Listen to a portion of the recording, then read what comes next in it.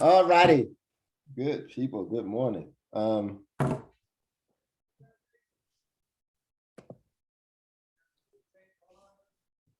March 5th. All right, there are a few things that I want to touch on. You know, of course, we're still being driven by the Russian invasion of Ukraine. There were some peace talks. You know, there's still really been no break. I know Russia has called a ceasefire to let some peacekeepers or humanitarian efforts take place. But there were a lot of significant moves in the market this past week that I think we will be able to capitalize on. All right. There are several moves on Friday that were like over 200 pips. So I'm thinking that, you know, the easy money strategy should work for several different pairs. Okay. We're also at the end of a month. So we're going to have like monthly retracements. We're going to have weekly retracements.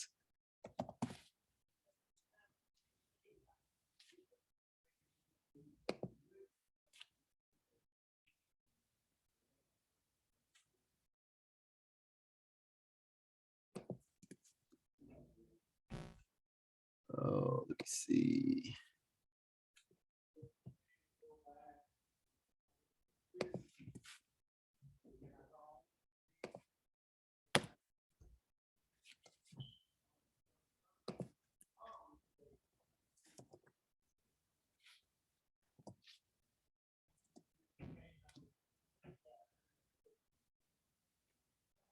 Okay, so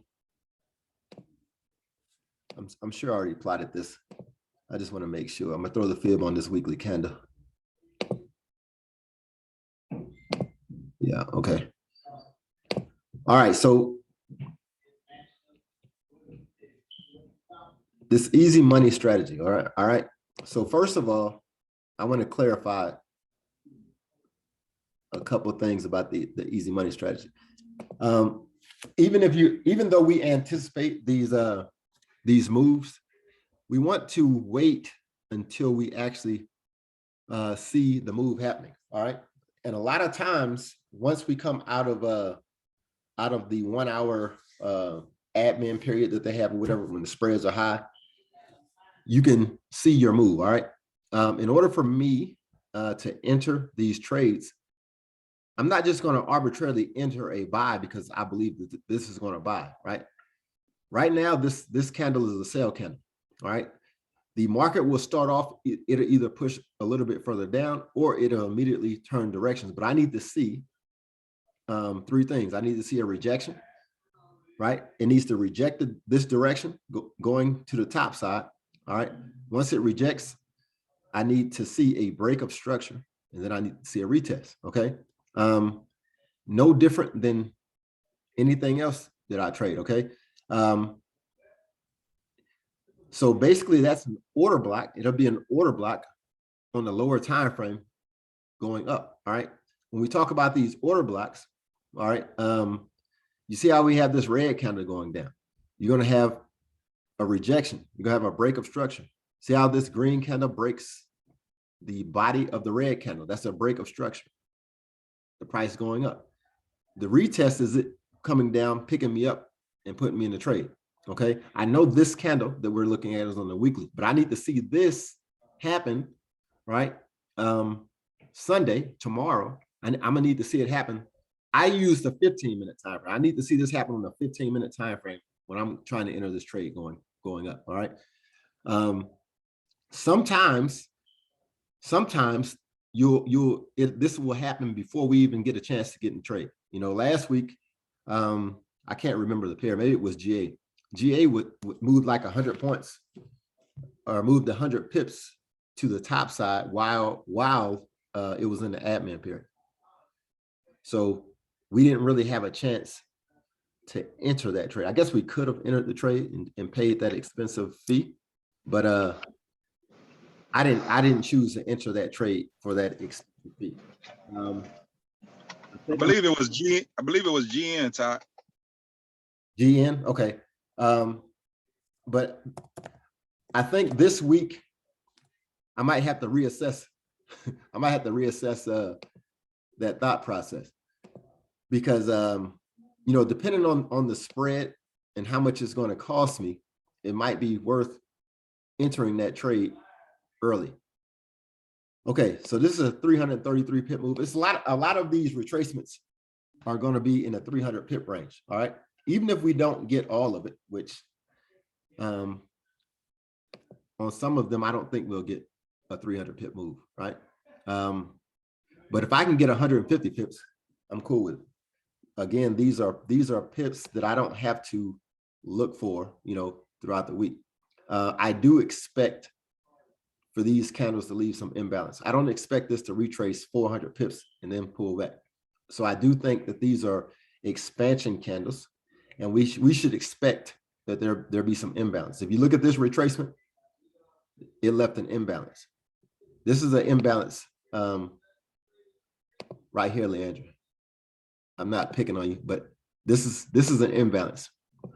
Yes, I know what imbalance is. Okay. All right. So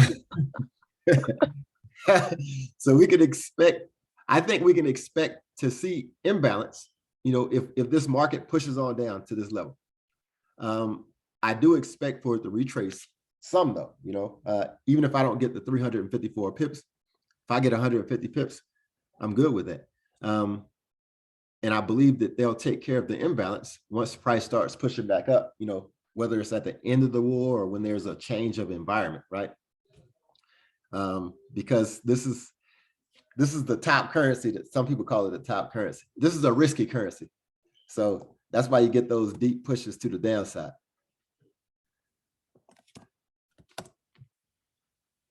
This is another currency that I expect to see an imbalance in, because I think this pushes down like 700 pips. Did anybody catch this 900 pips? Did anybody catch this 900 pip move last week? I didn't. I'd be at Disney World, but I think we can see, we can expect to see a retracement. So it's these types of retracements that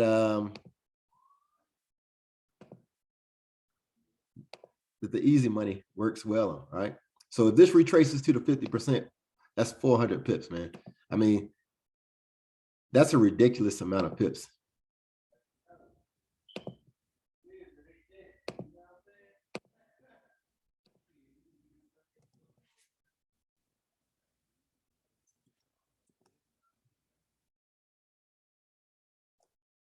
Are you waiting? I don't want this to be a channel interval.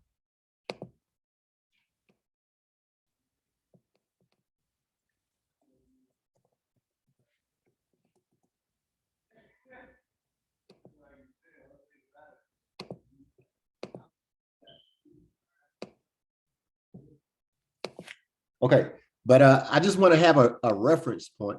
And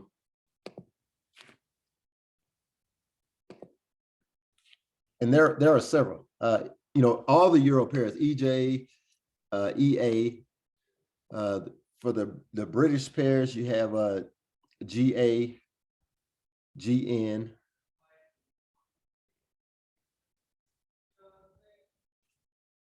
But I also want to know, I need to reframe this pair right here, because I need to have an idea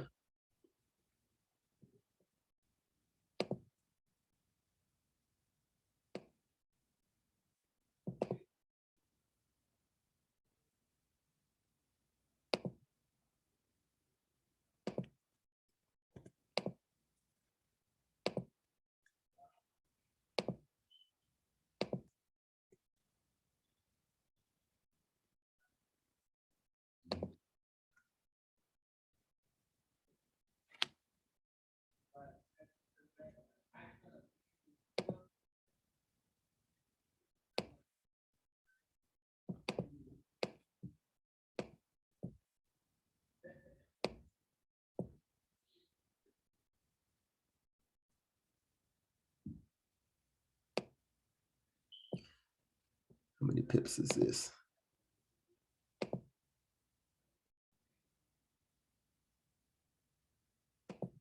187. All right, so we got 187 pips to this weekly OB. Maybe it'll retrace first. I think there are a lot of great opportunities, as a matter of fact, for the easy money before we have to really start looking for our regular move. This pair stopped at a daily order block, which would be a perfect spot for it to retrace from. We got the rejection we were looking for.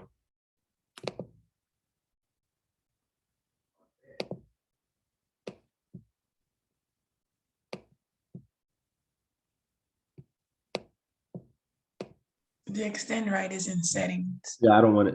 I don't want to extend it. I don't want it to go past where my price is.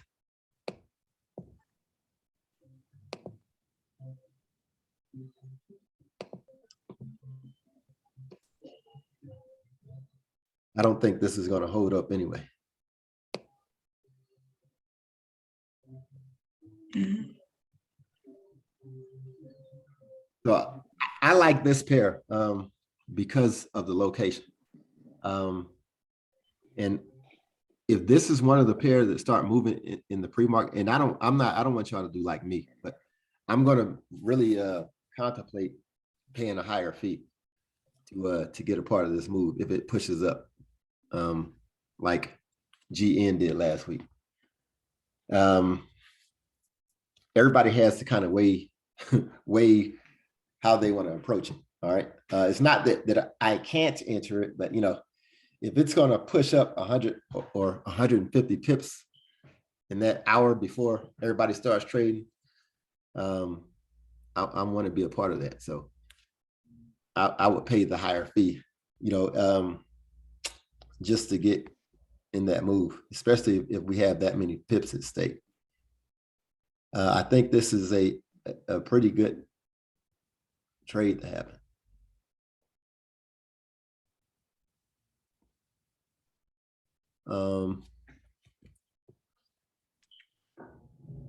As far as framing,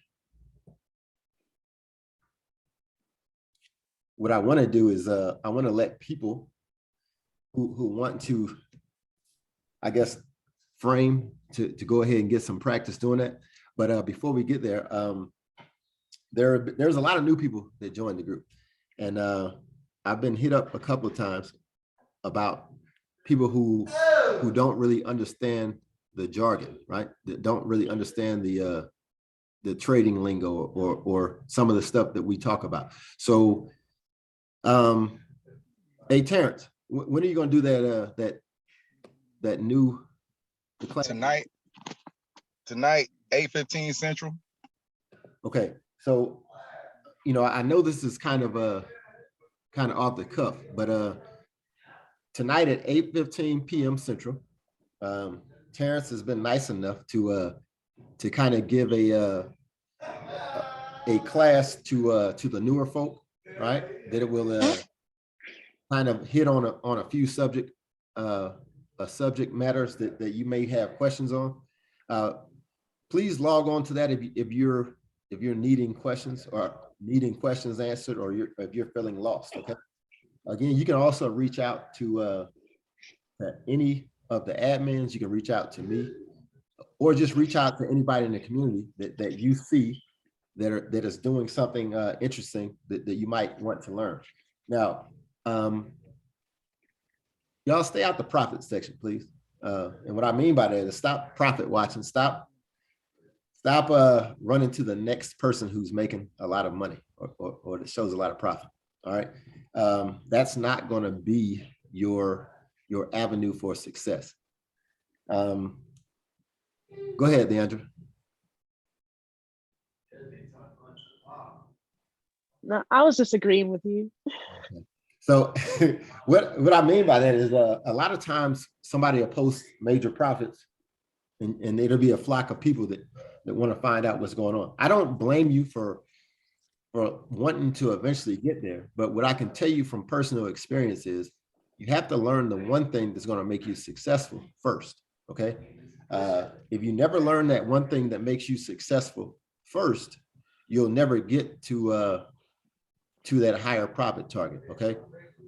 There are several people who have success week in and week out.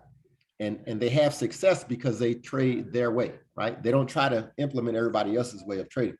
So I would encourage you to learn something and find success in that one thing that can give you results over and over, right? Once you get success, or once you find success in that area, and you know it like the back of your hand, then you move on to the next thing that's going to help you out. Okay, I really encourage that, because if you're hopping from thing to thing or style to style, you're not going to find consistency, and eventually you'll lose your desire to learn, or you'll just lose a lot of money. Okay, so please stop profit watching. I mean, you can use that section for encouragement, but don't try to use that section to learn the next best thing, because it all works if you're consistent, right? Everybody is not going to trade the same way, but if you're consistent in your way of trading, you'll find success. All right. There's always a way to increase your profit. There's always a way to add positions to a trade. Become the best version of the way you trade. You know, if you do that, you'll be posting huge profits in the profit section. Okay. With that being said, if we understand the fundamentals behind the market, it will point you in the right direction, you know, as far as what to look at, you know, when you see the news, right? All of us should understand that, you know, what the war in Russia, or you know, what the Russian invasion to Ukraine, we should understand the effects of it, the currencies that are moving dramatically, right? Like the euro. The war is happening in Europe. The euro is affected. The British pound is affected by anything, any crisis in the market. The British pound is going to go down because it's volatile, right? We should also understand that oil, you know, have y'all been buying oil? You know, if you're not trading oil up, you know, oil is like gold right now. Yes, we're buying oil. Yeah, a lot of people have been buying gold and ignoring oil. You know, meanwhile, oil is at 115 bucks a barrel.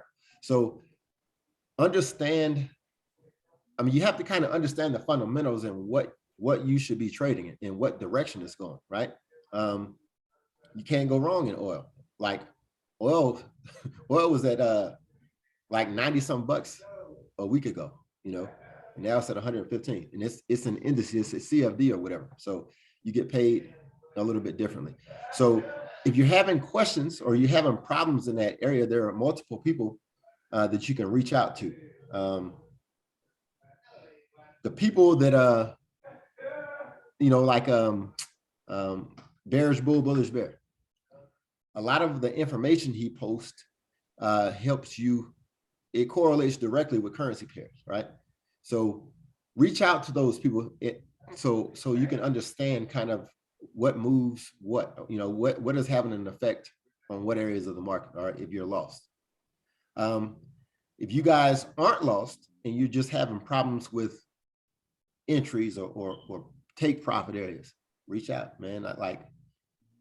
It doesn't have to be as hard as it is for you, or as hard as maybe you're making it, right? And I understand because I've been there. So if it's issues you're having, you know, finding entries or take profits, we can talk about it, right? If it's issues you're having with pairs to trade or you know, what positions you need to get into, we can talk about it. Other than that, we just ask that that you stay consistent and keep trading what you're trading, and don't trade what everybody else is trading just because they made a lot of money on it. Okay. Who wants to break down? Who wants to frame some pairs, basically?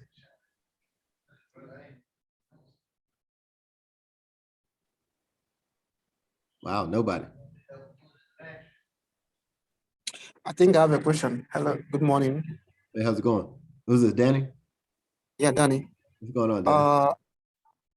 I'm trying to reason what you're saying.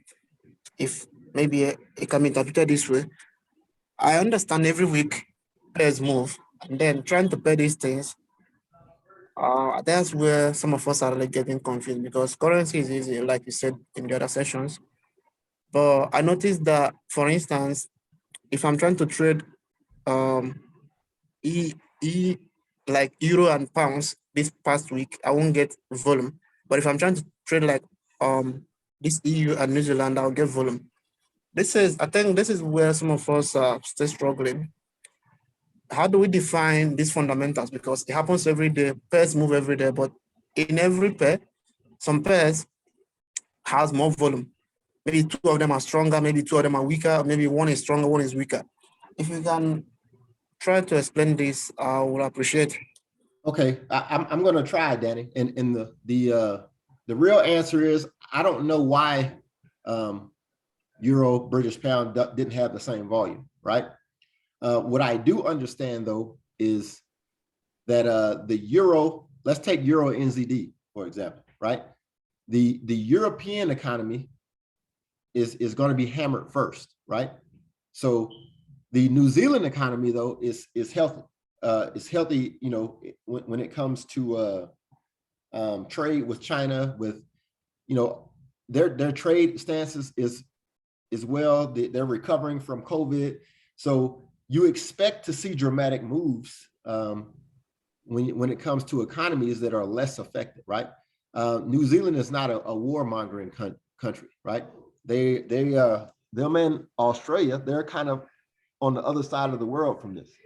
So the dramatic moves are based off of location for one, and who's being affected by the economy for two, right?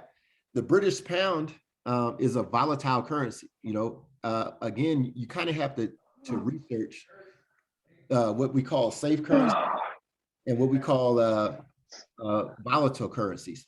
So when you start looking at what currency that you should trade or what currency is getting more volume, when you get news, the pound is probably going to be one of those currencies that is more volatile, just like the euro, right? If you look at the JPY, you know, when you have indecision in the market, the JPY gets stronger. But if you, this will hit on what you're referring to. If you look at AUD JPY, it went up, right? Australia, New Zealand, they're on the other side of the country, I mean, of the globe, went up.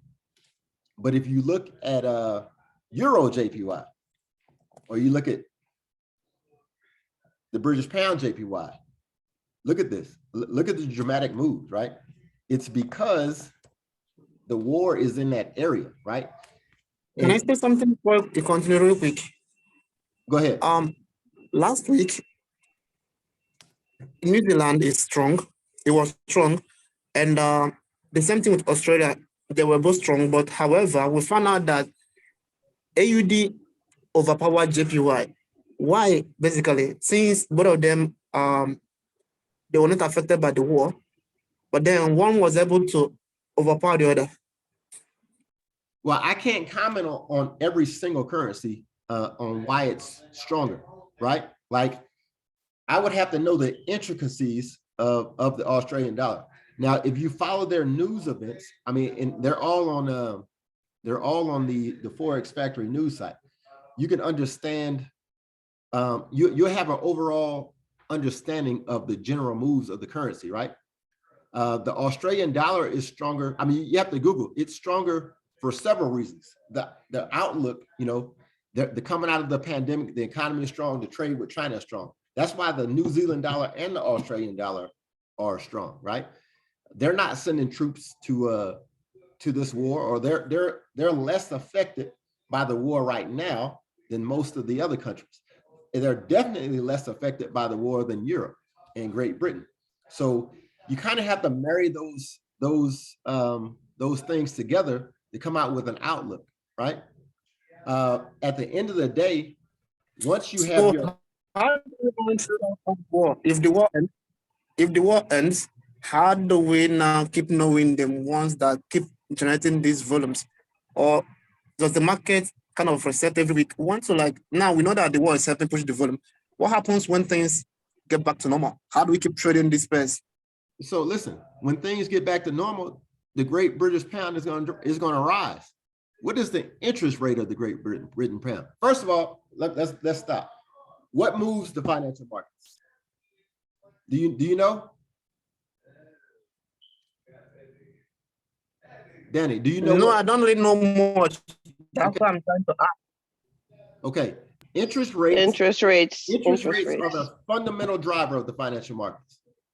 So if you want to, the grassroots of it is the country with the highest interest rate that's where the money is going to go to. So if you had $1 billion, you're going to put it in the Bank of Great Britain, you know, before you put it in the Japanese bank, because the Japanese bank's interest rate is a negative and Great Britain's interest rates are at 0.50. So that's the fundamental driver. If there's nothing else going on in the world, that's going to drive the market, right? Does the interest rate happen weekly or daily or monthly? Brother, the interest rates happens any day of the week, right? Like you have to follow it. This is the way. Can you all see my screen? Global. Yes. Global, this is where you find every central bank's interest rate. I can click on date and it'll sort them by date, by the date that they raise their interest rates. So this is where I would suggest that you start. You can do it. This tells you what direction, like they've lowered these countries have lowered their interest rates, right? That was the last time they made an interest rate move, which is November the 3rd, 2020, they lowered their interest rate. This will tell you everything about the interest rates. Okay, but interest rates is one piece of the puzzle. You know, it's that's one qualification, right? You got to understand which country has the higher interest rate versus the countries with the lowest interest rate. That'll help you form a piece of your opinion. Then you have to understand the fundamentals behind what's driving the market. Even though the Japanese yen has the lowest interest rate, it's considered a safe currency. Swiss franc is considered a safe currency. The US dollar is considered a safe currency. So those three countries or those three currencies are going to do better at a time of war, or it doesn't necessarily have to be war. It can be just crisis, right? It could be Corona, it could be war, it could be bankruptcy of the Chinese real estate company. Anytime there's indecision or there's crisis or there's fear in the market, the Japanese yen is going to be stronger, right? The chef franc is going to be stronger. The US dollar is going to be stronger. So you have to kind of add these things together and come up with a hypothesis, a thought process behind it, right? You come up with a trading plan based on these fundamentals. Now, I would be lying to you if I told you I know exactly which currencies are going to move where. But I did understand that the euro and the British pound is going to drop. You know, I mean, I want to say, for me, it was common sense, right? I mean, I have a decent understanding of, hey, if there's a war going on over there, fear is going to cause the currencies to drop. But you don't have to know this. You could just Google it. You can Google it.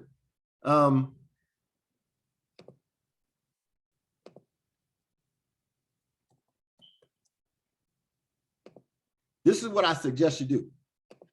Why is the AUD getting stronger?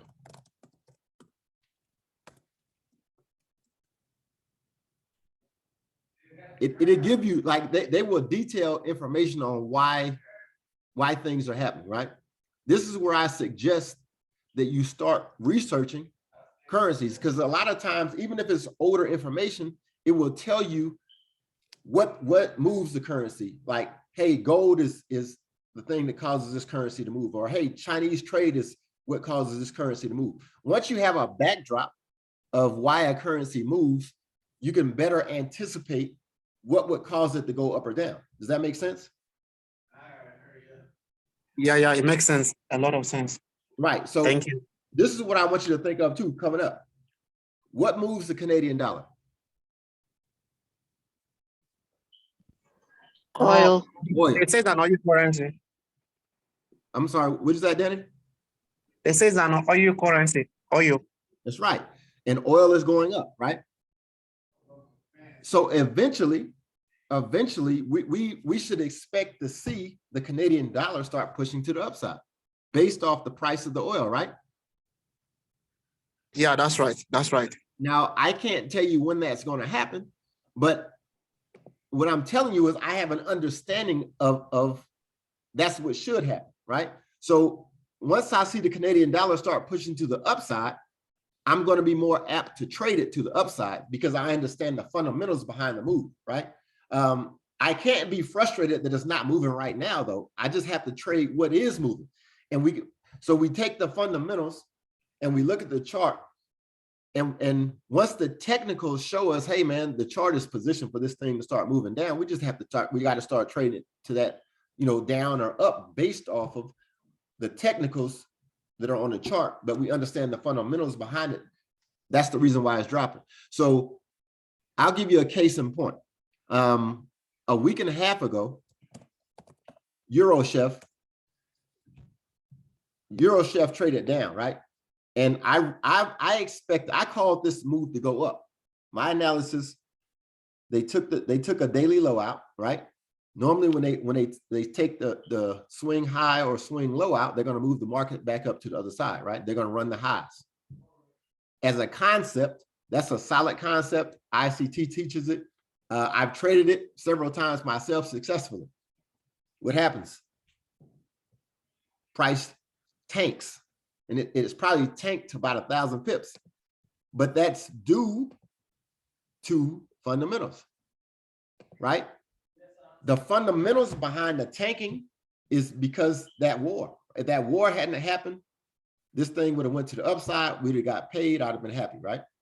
That didn't happen. So the point is, you have what you think, like your thought process is one thing, but you still have to trade the chart setup, right? Just because I thought that it was going to sell doesn't mean that it's going to sell, right? Like that's my analysis of it, but I still have to allow the chart to play out. So even if I thought this was a buy, when I see this daily order block right here, this bearish, I got to go bearish. Does that make sense? So basically, this week, a lot of people are trying to buy euro and pounds because they think that is oversold. But I noticed that it kept dropping. Does it mean like we have to zero our emotions from all these things and stop like trying to predict what the market is going to do and focus on real fact? And also, is Ukraine using euro or pounds? I know this is happening in Europe, but how is it affecting these European pairs so badly? So the war is driving the euro and the pound. Now, which currency is stronger between the euro and the pound? The pound is stronger, but the consolidation, but that's the problem. Most of the time, these two pairs, like they're like locking shoulders. But hold on, let me ask you. You said the pound was stronger. So why would you be buying the euro against the pound unless you're just buying a retracement? If the pound is stronger and the euro trend is down, why are you buying it? Question is, since both of them are in the Europe side and the war is happening there, right. The question is, which one is driving which one? Since the same thing is happening there. So these are two currencies that are pitted against each other. Which currency is stronger? That's the question. It's not that they're both over there in the war. They are both being affected by the war. But you're trading the euro dollar against the British pound. So you have to compare those two currencies. So which currency is a stronger currency? Okay, I think I understand this. Due to the day-to-day activities, which one is stronger? That is what you have to like take to make your decisions. And look, just go over here. You don't have to guess, brother. You have the central banks. Go and find out which one has the higher interest rate. And on the grassroots level, if everything is the same, the country with the highest interest rate is probably going to have a stronger currency, right? There are still reports that we have to watch every week that come out in Forex Factory. They're like CPI numbers, which that means the inflation. Higher inflation is better for currency. So jobs report, all that stuff goes into why a currency goes up and down, right? So if all those numbers are the same, the country with the highest interest rate, that currency is going to be stronger. So that currency is going to buy versus the other currency selling. So I think if you look at it in that light, then you will probably sell the euro versus the British pound. And if you're buying that, I just have a problem with your philosophy on buying it. The only thing that you could be buying, in my opinion, is a retracement, right? And anytime you go against the trend, you are you have a higher loss rate, right? There are times that I buy the retracement. I buy the retracement every week on a weekly candle. But I go into the trade understanding that this is a retracement. So I don't necessarily, it doesn't have to retrace all the way to where I'm going, right? I go into the trade understanding that I'm trading a retracement. Does that make sense? Yeah, it makes sense. So this week we are heading right now. What are you basing your analysis on? Are we still doing the war thing, expecting that euro will keep dropping? Just give us a kind of a clue so we can have this thought process every week and work on finding the right place to trade. So listen, as long as this war is going on, it's going to drive those currencies down, right? Maybe there's a ceasefire that comes up. Maybe, you know, maybe they come with a peace treaty. But until any of that happens, yeah, EJ and GJ and EN, they're going to keep pushing to the downside. Maybe there is a point. Maybe there is a point that it comes and it stabilizes, right? And it trades maybe what you guys call consolidation. It trades in a range once it gets to a certain level. But until it gets to that level, we just have to continue to trade it down. Hey Todd, I'll frame one. Okay. Okay. Which one do you go? Here, I'll let you. I'll stop sharing. But and I'll let you pull up your screen. But to finish your question, Danny, you have to trade the pairs the direction that they're going, and the fundamentals behind their move is that war. So as long as we're at war and they're trading down, you got to trade it down. Now, once you start seeing the price, you know, bullish order blocks and the price start going up, you play that for a retracement. There might be a time where it trades in a range, right? That'll let you know that this price is stabilized during this wartime environment. This is my first war that I'm trading in. So I can't give you, hey, this price point is the price point that it's going to stabilize at. All I can give you is trade it down until you see it stop. And once you start getting the higher time frame order blocks, then you know it's going to go back up, right? But you can only trade. That's why I tell you to frame. Yeah, right. You know, it's going to trade between those higher time frame order blocks.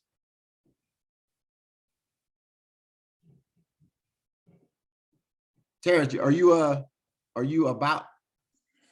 Oh, I was waiting on you to finish. I didn't want to make your face you can disappear. pull your chart up, but I think that's about it as far as we can beat that. You know, hopefully everybody understands that. There's no perfect answer as far as how far the prices are going to go down. I don't know that. You know, I'm not a central bank, but there will be a point in time where price stabilizes. You know, we just don't necessarily know where that is.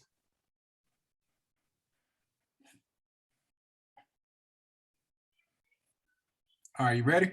Oh yeah, I'm good. I'm gonna do EJ since it gave out them 200 pips on Friday. Help the brother out. Let's see.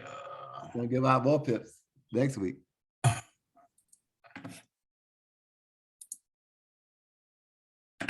Come on, man, don't start acting funny. So this is the monthly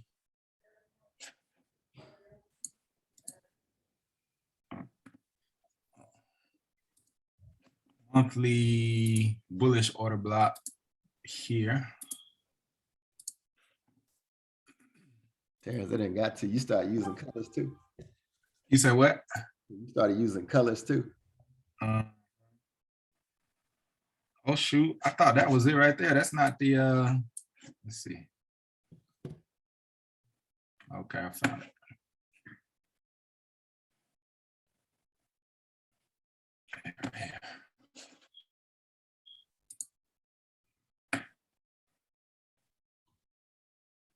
Can you extend that through that wick just for the people in the back? I don't want to confuse nobody. You said extend. Oh, this way? No, I'm through the top, so people won't see that red wick shooting through the top, and they'll understand. Extend it to the top of the green candle. There you go. Now, generally, I don't include wicks, but I just want people to understand that that's why he's picking that as a monthly order block. It's still valid because that red wick didn't violate the top of the green wick. Yeah, and on that, when you drop down and you see, like if I would have put it here, and then I drop down to the weekly and I see blocks up here. Right. That's why you're saying do that, so it won't confuse. Well, no, I don't really care about that because that monthly order block is stronger than the weekly that you're going to see or the daily in the top of the block. So if price wants to push back to the upside, it's going to have to get all the way through that monthly order block. So Gotcha. I don't worry about that. I always try to tell people that when you have a monthly, it doesn't matter if you have a daily or whatever in there. You know, I mean, that's an order block. I don't like price through those order blocks because it can do anything. All right, so those are the the monthly frames. I drop to the weekly and find these.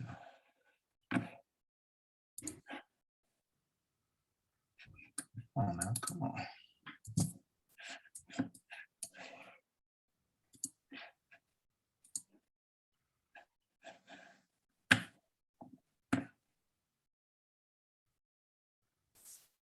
Now you're gonna appreciate my different colors. I really don't care because it's in that monthly order block, you know. Again. Also, as long as it's in there, you don't care. Okay. You know, is it hitting the daily, the weekly, or the monthly when it go down there? It's hitting that in this case, it's hitting the weekly and the monthly at the same time. So right. It is what it is. Ooh, I don't see weekly bullish order block. It doesn't matter because that's a monthly order block. Right? Like there it is right there. It's still no, it ain't. No, it ain't. But it doesn't matter, is my point. All right. It's a monthly order block. Sometimes you're not going to see another one until you get above that monthly, right? The monthly is the highest. That's the strongest order block that we need to pay attention to. So okay. So it's probably further back to the left and higher than the monthly. Exactly. So it's of no use to us. Right. All right. So going to the daily.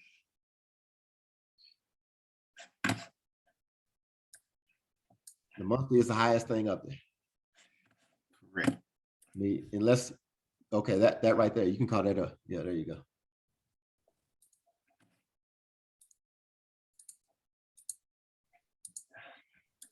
Daily.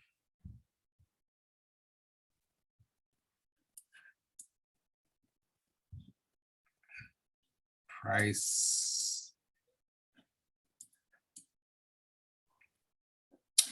Oh, this is even better, man. This is why I wanted to frame this up.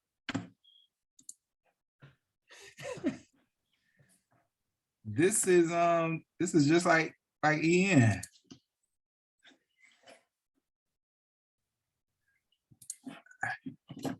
You gotta get off. You gotta get off. You gotta move on. Why'd you use blue lines instead of a box? Well, I was just trying to shoot it over here so I could see where to put it. Did it violate it? Was that at the wick? Yeah, it went through, huh? Looked like it to me. I mean, I can't really see your details in your screen over there, but Is that the bottom wick? No. Nope, nope.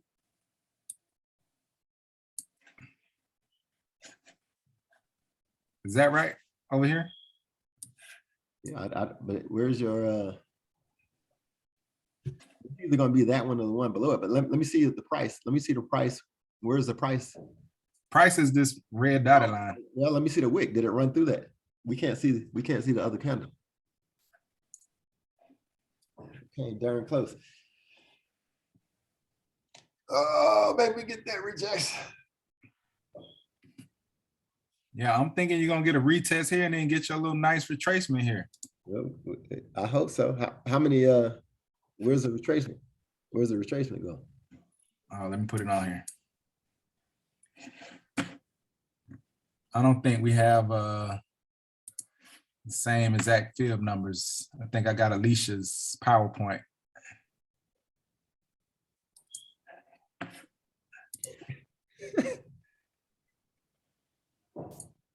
I think I got her PowerPoint fib.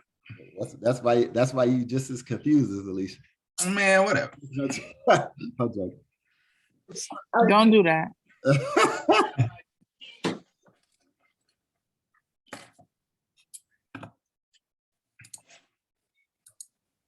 Is Alicia even on here?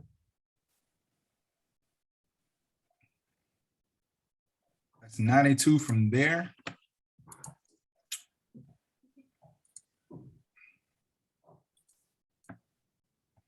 It's 100 pips. Okay, I mean that's cool. That's a baby move for you.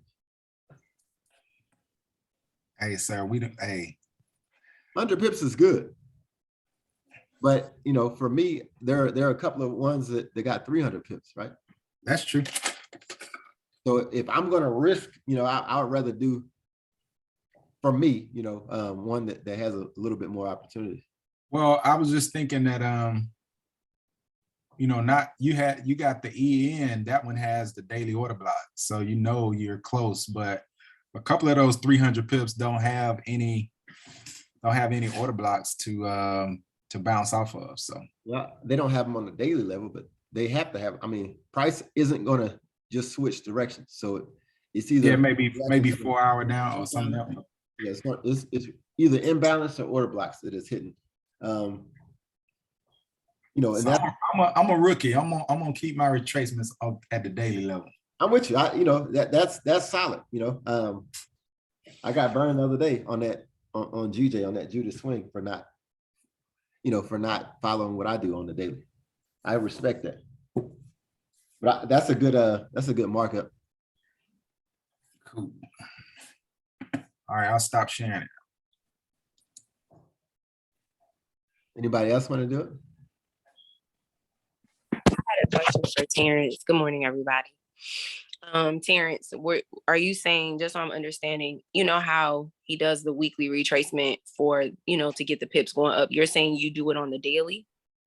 No, no. Todd just explained. Somebody got to cut. Got to echo. Mute yourself. Oh, sorry. Todd just explained when he marked up, when he shows us the easy money strategy on the EN one. You remember that? I think it was the weekly chart. There was a order block, you know, to the downside of that weekly candle. So using his philosophy, if he gets a tap into that daily order block and, you know, he has more confluence or assurance that that retracement is going to happen. So all I'm saying is I like that. And this is just another example of that. You have the down here, I didn't frame it, but you know, these blue lines, this represents a daily order block. And so the hope would be that price would drop where the red dotted line is into this order block again, and then retrace. This just gives us assurance that the price just won't push down here real fast and keep going down, which, you know, is possible. They retrace a lot of the times, but they don't have to retrace as much. So if you have something that gives you a little resistance at the bottom to give you a bounce off of, it just increases the probability that it's going to be successful. So I'm just saying, as a rookie trader like I am, I would rather see a retracement that is going to occur near a order block than just a retracement that has a whole bunch of empty space between here and no order blocks to help me out. Did that make sense? Yeah, you made Yes, sense. I got you. That's why I you're- got you. Thank you. Thank you for Yeah. that. Now I have another question for T. So if we were going to trade the retracement up like you would on the weekly, right? Like you have the weekly retracement. Say for instance, someone wants to trade that daily retracement because like Terrence said, it's at an order block, right? So in order this to trade, know, this trade is still off the weekly retracement. Just got so you. happens to be at a daily level. Right. But I'm saying if someone decided that they wanted to trade the daily retracement up, based on your markup, my question is the test for getting in to make sure that you have an entry that doesn't fail necessarily is what you taught us, which is a touch at the zone, and then a break of structure, and then a retest, correct? Correct. Okay. And so we need to wait to see the reaction at that daily order block. So just because it's touching it don't mean we should just get right in to trade the retracement. We have to see those other three things, which is like I said, the touch at the zone, and then the break of structure, and then the retest of the break of structure. That is okay. Okay, cool. Thank you. I just want to make sure my analysis and understanding is consistent. Hey, and he said he does that on the 15-minute chart. So don't be looking for that on like the daily. Oh, no. I mean, I wouldn't. Even if I saw it, like, obviously I would look for it on the hour because I'm just, as a rookie, I'm comfortable trading higher time frames. So if I were to see that type of reaction on the hour, I would look on the 15-minute in terms of just like, okay, are the candles hanging out there or is there an impulse? But I usually like to enter from higher time frames, and the hour is the one that I feel the most comfortable. So yeah, because like you, I'm a rookie, so I'm not trying to be all in the 15-minute and lower charts. Hey, Todd, correct me if I'm wrong. If you're doing a retest, if you're doing a easy money retracement off the hourly, good chance you're gonna miss it, right? So, yeah, I would never just trade a retracement off of a lower time frame. The only reason that I traded off this weekly, I just meant for entries. I'm not talking about the whole move off of one time frame. I was simply talking about the entry into the trade. Right. That's all. I understand. Okay. You mentioned I got to clean this up. No, I would only employ the strategy on the weekly time frame, right? Now, it is some people in this group who trade this strategy on a daily candle in the indices, right? I don't do that. I trade this strategy on the weekly candle, right? Because the room for error is greater. Like if it doesn't, let's say it only retraces 38.2 instead of 50%. That retracement, is still going to give me opportunity to get out of that trade with a win versus it doubling back on me and me just losing the trade, right? So there's a reason why I trade this strategy on the weekly, right? And I've had a great deal of success on the weekly doing it like this, right? Doesn't mean that that you're going to win and it's going to hit your take profit every time. But let's say the trade that I suggested, EN, that was supposed to retrace 400 pips. Let's say it doesn't. Let's say we get half of that move. That's 200 pips. That's a win, in my book, trading that strategy, right? And at the end of the day, it's just a strategy. It's not 100%. It's a way to get extra pips from the market without doing the work. Most people don't even trade on Sundays. A lot of people don't trade on Sundays. This was a way for for me to enter the market on a Sunday and get easier wins, right? So when you have a significant moves in the market and the price retraces, that's when you can get in and take advantage of the concept of price retracing, right? So when this next candle opens up, the concept of price action is that we get a wick that go up to try to close the imbalance, right? That means the new candle wick would go up to the previous candle wick. And it just so happens that's in the zone, right? That's in his golden zone. So that's all we're trading, man. Okay, that's your golden zone. It's past his golden zone. But all we're trading is the thought process that we might get some healthy price action in this case. And if we don't get healthy price action, we'll at least get some of the retracement, right? And that's the concept behind the retracement trading strategy. Everybody understand that? Yeah. Hey Todd, I was asking based off what Brittany said, trying to be more conservative and looking for her entry on the hourly. If she's looking for the entry on the hourly, because I know you told us to wait till after the first hour for the spread to close. Right. So it would take her like 3-4 hours to have enough on the hourly to make a decision. And by that time, the retracement could be over with, if I'm thinking about it right. Well, yeah, you will miss some of it. Last week, yeah, that was the case. But a few weeks ago, no. A lot of times the retracement will last overnight or until Monday night, depending on how far the price has to go. So if we get a good retracement this week, it's probably going to last 2 days, right? If we get a 200 pip retracement, that's probably not going to happen in one day. It's probably going to be a couple of days. And I've been in those retracements. Those are awesome. But the funny part about it is we don't know. Like, that's the part we can't. The time of it, we don't have any control over the timing. All we can do is trade it. Just we have an expectation of what we're going to see, and then we have to wait until we actually see it. Does that make sense? Yeah, that makes sense. My GM must have been tripping because it went up 150 pips in the first hour. Yeah, I mean, and then it rolled out. I mean, you're right. It went in that hour, and we missed it because we didn't pay the fee. But I can show you, like, if you look at the go in profits and look at February 5th, that was an overnight thing, right? We got in the trade on Sunday, and then when we woke up Monday, it was a crap load of a profit. So it just depends. Like, we can't control the time frame. And I wish there was a better answer, especially for the newer people. The newer people probably like, man, this sounds like some bull crap.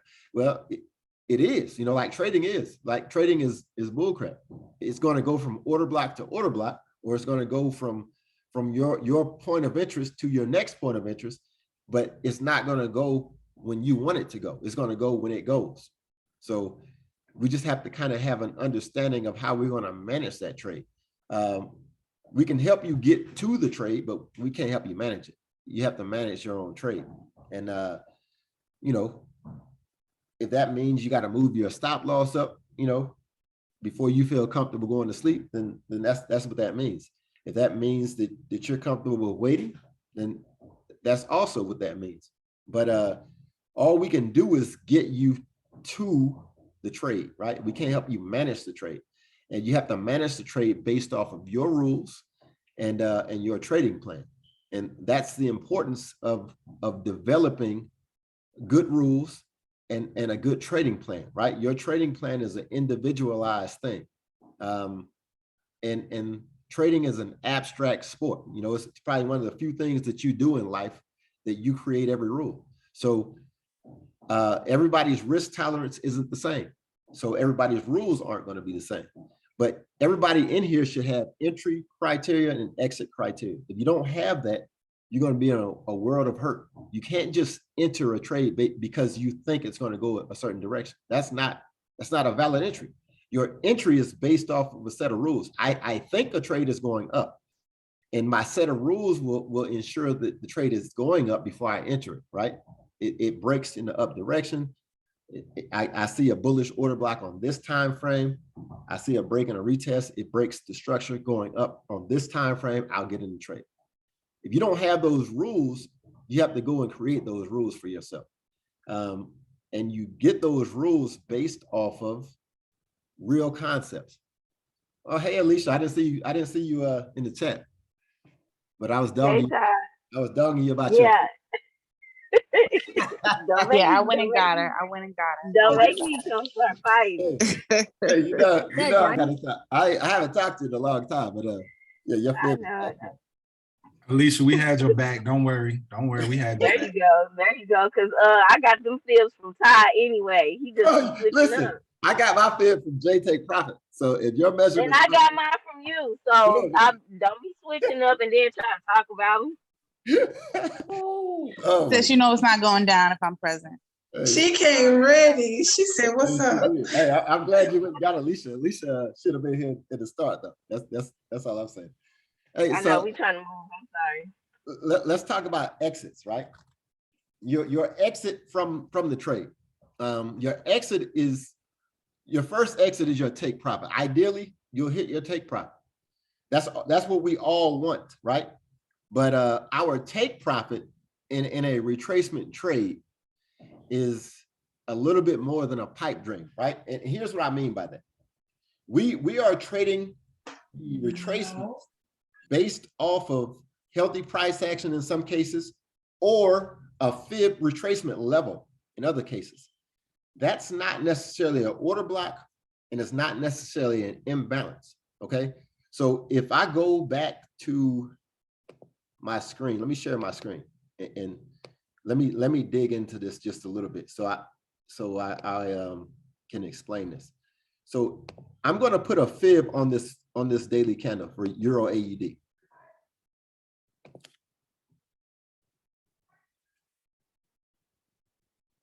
My area of interest, or my point of interest on where I want this trade to go to, is an arbitrary number, a fib level. But what I need to do as a trader is I need to zoom in on this area.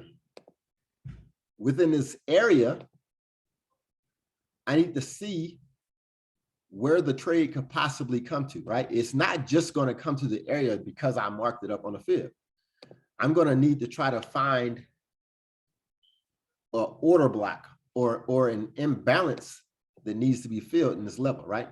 So to me, this is a decent or a viable level because there's an order block in my zone, right? So once the trade approaches this level, maybe my take profit within this line, maybe I don't take profit right here. Maybe I'll take profit up at this level, right? A Smart Money Academy order block right here, the way Savannah teaches this thing. Maybe my take profit is here, and I didn't put a GAN box on it, y'all forgive me. There's a lot of different ways that you can come up to it, but your level, I mean, your level is an arbitrary fib level, but you need structure, or you need a reason within that level to target. Does that make sense to you, Danny? And a lot of before you answer that, Danny, you guys are going to have to spend time to research price, right? Go look at YouTube videos on price action and smart money concepts as far as prices moving to order blocks or imbalances. Once you understand these concepts, that's going to help you come up with a developed price point that you're looking price to go to, right? There's nothing wrong with you taking profit right here, right? There's an imbalance on this 15-minute candle, right? There's an imbalance here. There's nothing wrong with you taking profit right there, but you just have to understand why that's your point of interest, right? Like, don't just say it's a point of interest because Todd said it's the 50% level. Yes, that's a very basic interpretation of it.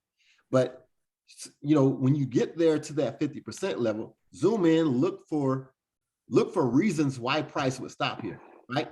And the first thing that I see besides this is an imbalance, right? Do you want me to stop at any place or do anything? Barbara, you got to mute yourself. So there's a reason, there's a grassroots reason why price might stop here versus the 50% mark, okay?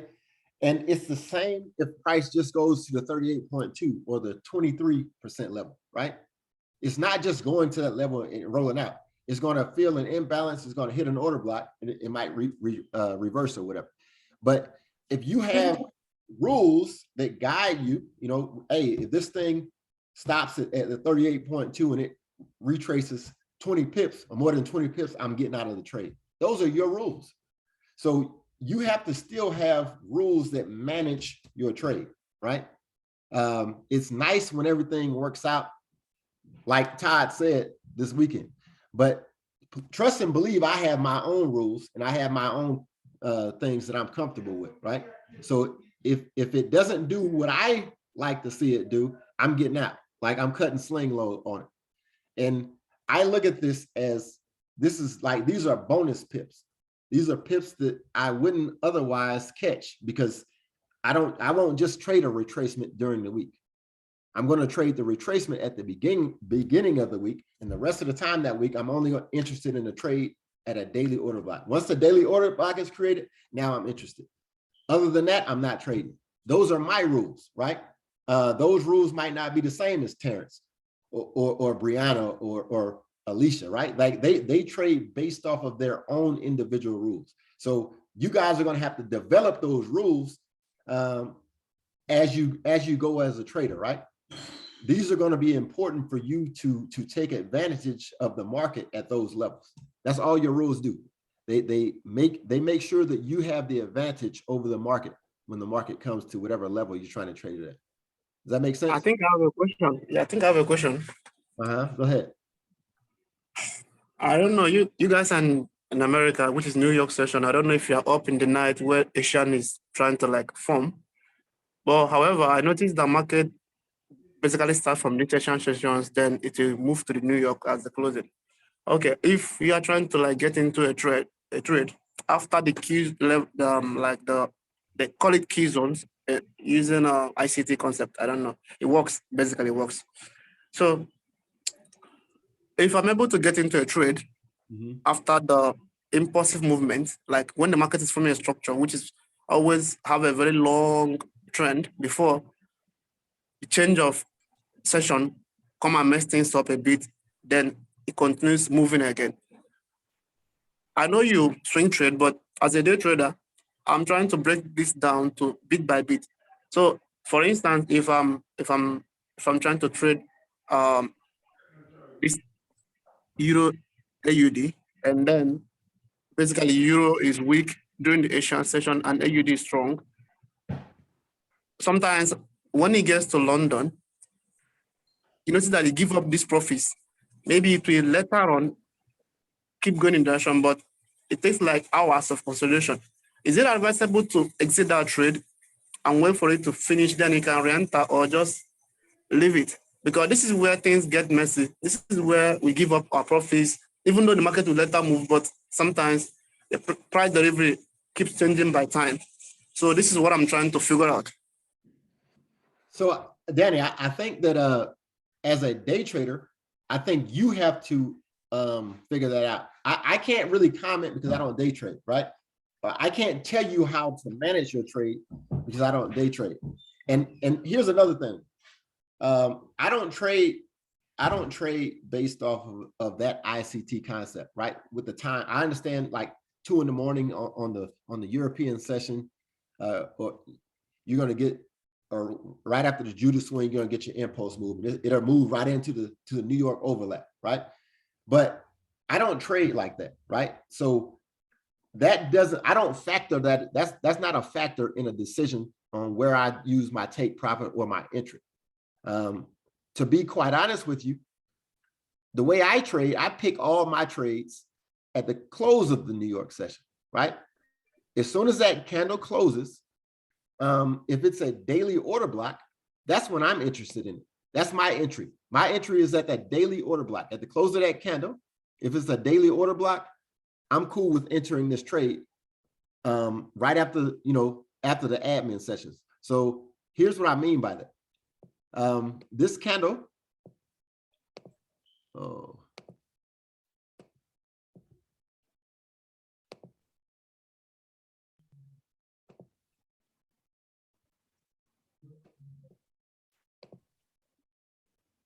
I gotta move all of y'all's pictures and crap off the screen. All right, so this is how I personally trade, Danny. This candle closed at New York session. There's a bearish order block, and on a daily chart, I'm going to take this trade for a sell. So we have 1 hour after the daily close where the spreads are high, right? So I put my sell limit right here.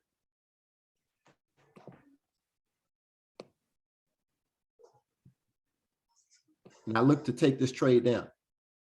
In this scenario, I would take the trade right here, right? That's a 6% trade if that comes through. Now, I put a sell limit right here. I'm on the charts every day at 5 p.m. New York time. I'm on with my son. My son, he's going to take this trade. He's going to use a sell stop.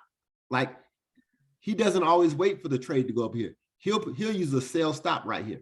You know, like if the admin session, if this goes up, he uses a sell stop. It doesn't matter, right? Like, we're comfortable with taking the trade based off of this being a daily order block that's going to sell. So look, once the trade happens, this trade would not have tapped me in. My son would have gotten this trade. It would have came to his take profit. So you just have to be that your strategy has to be your strategy. And if you're required, like since you day trade, if you're saying that during the Asian session, it gives up a lot of your profits, then if it were me, I would get out of it, you know, during the Asian session. I don't want to give up my profits, but I can't answer that for you because I swing trade and I have my own system that works for me, right? I use the daily order block. I either enter the trade at the daily order block or it doesn't pick me up. Either way, it's fine with me, right? Like this trade didn't pick me up, and look at all these pips that I missed. Who gives a crap? Every trade, if it doesn't pick me up, then I'm fine with it because that means I'm not going to lose that trade. So my rules are my rules, and it's based off of my experience and what has worked for me in the market. So your rules are going to have to be your rules. So if you feel like, hey, man, I'm fine until the Asian session, and then in the Asian session, I give up a lot of my profits, I would suggest that you cut, you know, at the Asian session, you take your profits and you go to sleep. When you wake up the next day, you get into another trade since you don't swing trade. Does that make sense? Yeah, this makes sense. This makes sense. Thank you. Okay. Does somebody else want to frame? So for EJ, I had a question. So the weekly retracement, it seemed like you would want it to go from what Terrence was doing. Maybe I'm wrong, but I thought that so if the order block right there couldn't price tap into that, because if you do a weekly candle, it should be like the same thing. This is weekly. So you're saying could the order block tap, could the and that'll be the retracement strategy on the weekly candle. This is the retracement strategy. So what's the question? So you had the TP lower. I would just this is the TP right here.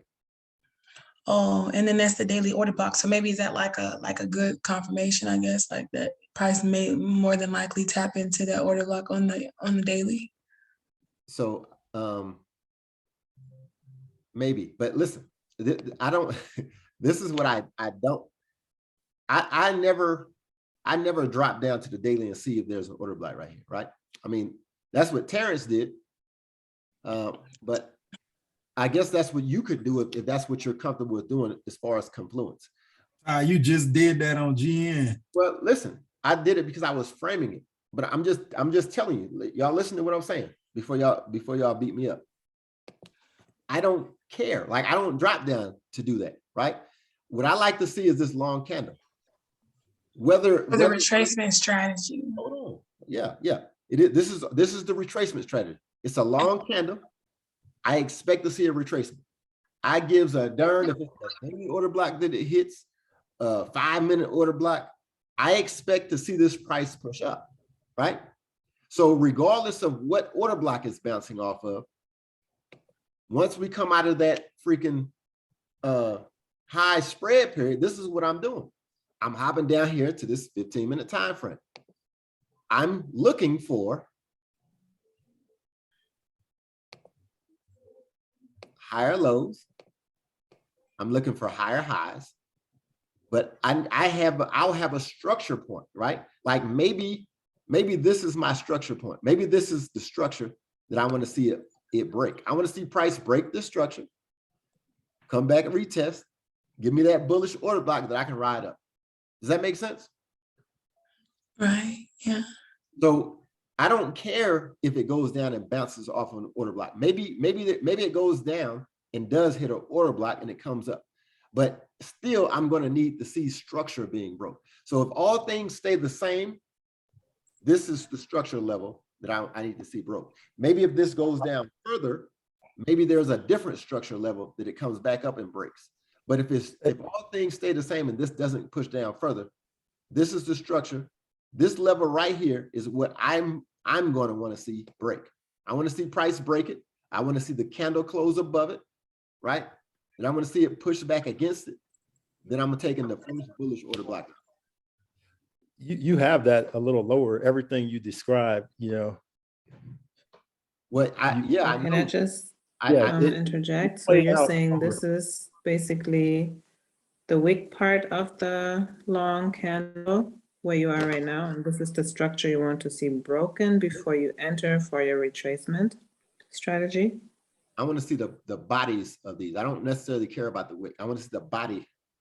No, I'm saying, yeah. Yeah, so now we are on the 15-minute time frame. And this is the structure you want to see broken before you enter for Right. your weekly retracement strategy. That would be correct. Okay, so that's what I was like, okay, what I meant with the wick earlier was when you're on the weekly, you see that part that you just marked up on the 15 as a wick, Right. correct? I don't care about that. That's what I meant. Yeah, but you're correct. Okay. Because this is a weekly, if we're on the weekly, this would be within the wick of that weekly, right?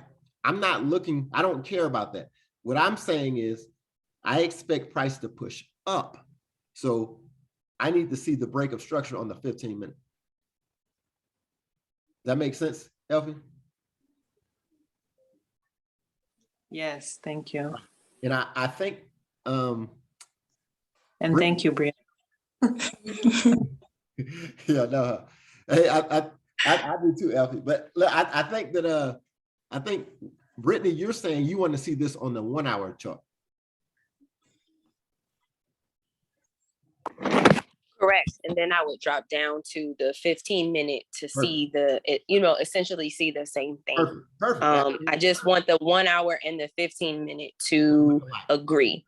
I agree. And that's a more conservative one. There's nothing wrong with that. Nothing wrong with that. And Terrence, you're saying you'll miss the move, but I would say that that's greed on your part. Hey, if Brittany and conservative in the same sentence, I'm cool. I agree. Terrence, it's Saturday. Don't come for me. I am resting. I'm relaxing. I'm recharging. Okay. Do not come for me on this Saturday morning. Oh my God. On this Saturday afternoon. It's called growth. Yes, Brittany Chase is working on being conservative.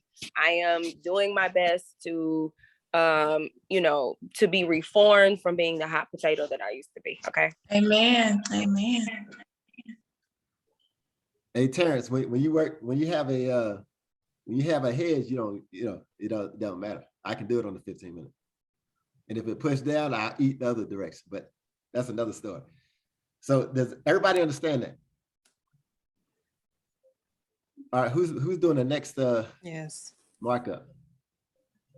Hey, just so I'm clear. So for now, the only easy monies you gave out was EN and GA, I think. That's a lie. But listen, there are 1,000 different you can look at GN, you can look at GA, you can look at EA, you can look at EN. They all move, like one of those things moved like 700 pips. Was that EN? BN, I think. Yeah, I mean, you know, those are pretty obvious. NZD.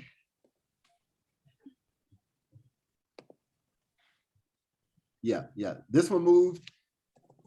I want to say AUD moved a lot too.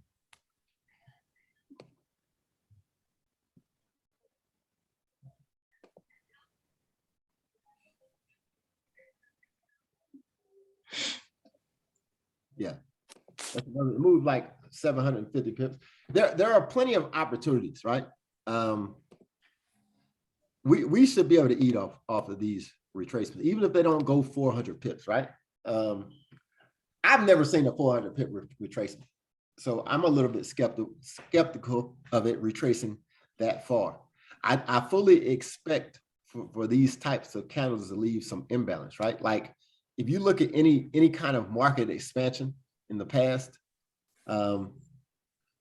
they've all left imbalances. So I don't expect every one of these candles to well, this actually is pretty good looking. There's an imbalance right here, but these other ones, well, there's some imbalance. So I expect to see some imbalance. So don't expect to get you know, 100% of a retracement move, probably, right? But even if you got 100% of this retracement, it's still going to leave an imbalance. So just know that it's not going to be clean price action. And this might be a trade where you move your stop loss up before you go to bed, right? Because you might anticipate maybe it, you know, coming back or pulling back while you're asleep. Not to say it will, like this retracement might last 2 days, but just have your rules, you know, and be able to go to sleep with your rules intact, right? There's nothing wrong if you got to get up in the middle of the night to check your trade. If that's what you do, then handle your business that way. But just have a plan of how you're going to attack this strategy, right? And if you aren't comfortable with this strategy, then don't trade it. Put it in your demo. But I'm telling you that it works to get you extra pips. Okay. Yeah, hey, just for clarification, that fill I put on EJ was on the daily instead of the weekly. The retracement is really 225 and not. Yeah, I understand that. I just, you know, I messed that up just for anybody trying to follow.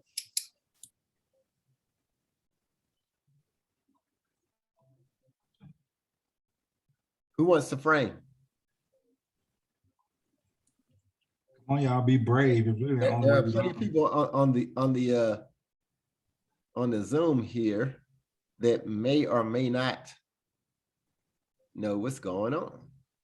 Does everybody feel comfortable in what they're seeing? Who is there anybody who's lost? Let me just ask that.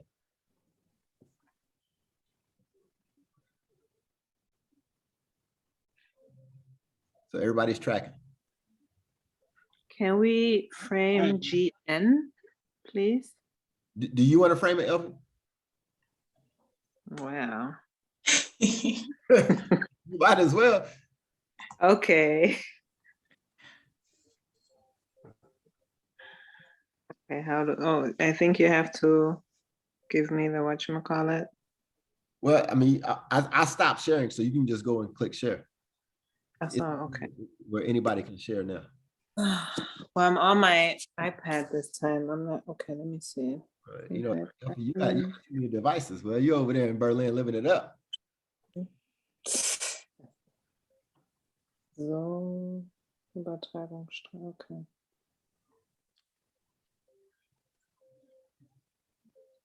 So.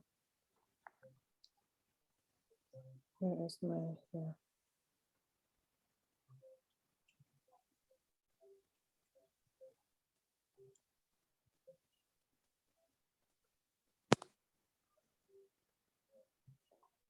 Can you see my screen?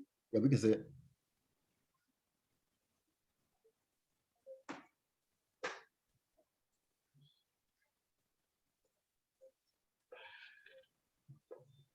If you even got pink and purple candles on your iPad too.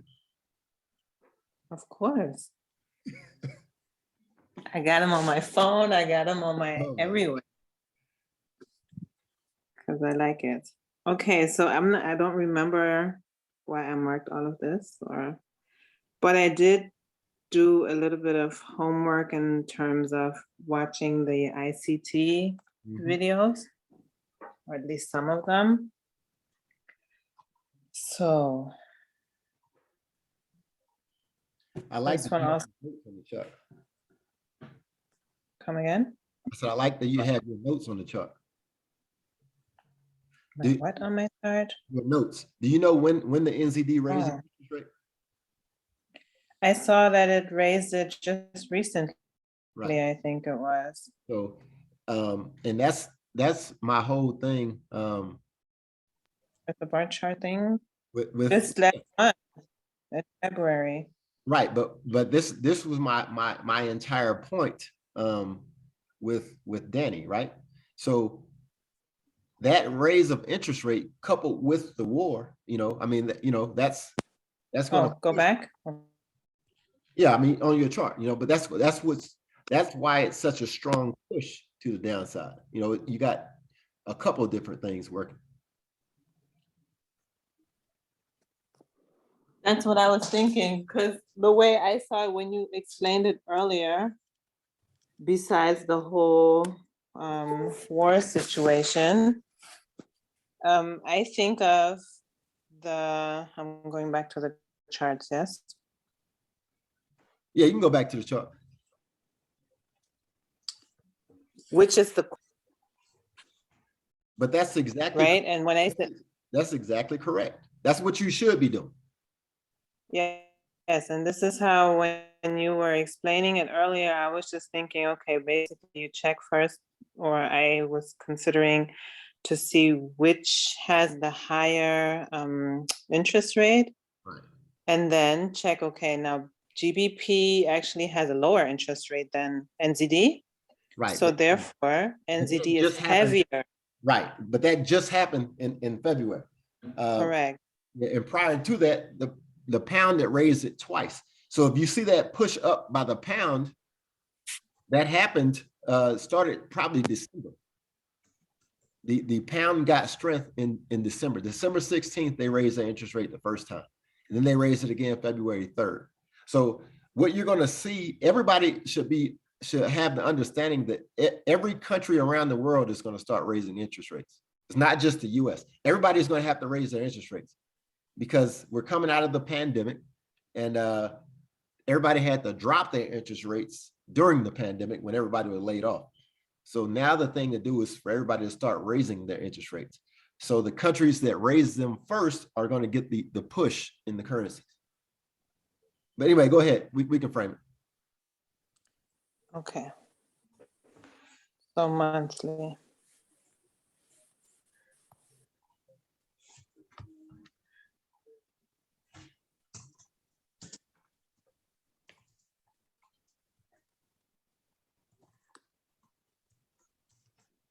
I'm not sure, but I guess we can consider this one an order block. I would think the dark purple was bigger than the other one. This one? Yeah. Wait. Is it? This one? No. Mm. You mean the third candle from today or from this week? No, I'm talking about the one you were putting a box around. I wouldn't consider that. So the most recent.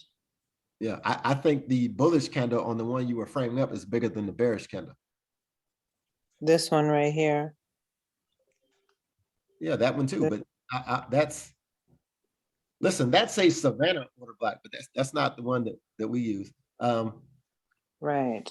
I would use a different one, like all the way to the left. All the way, some more. Right there. The one right before that huge drop. This one. Mm-hmm. This one right here. Yep. Okay. And The wick has not violated it. Right, and in order for you to know that, you can extend it up to C. But yeah, that wick has not violated the other wick.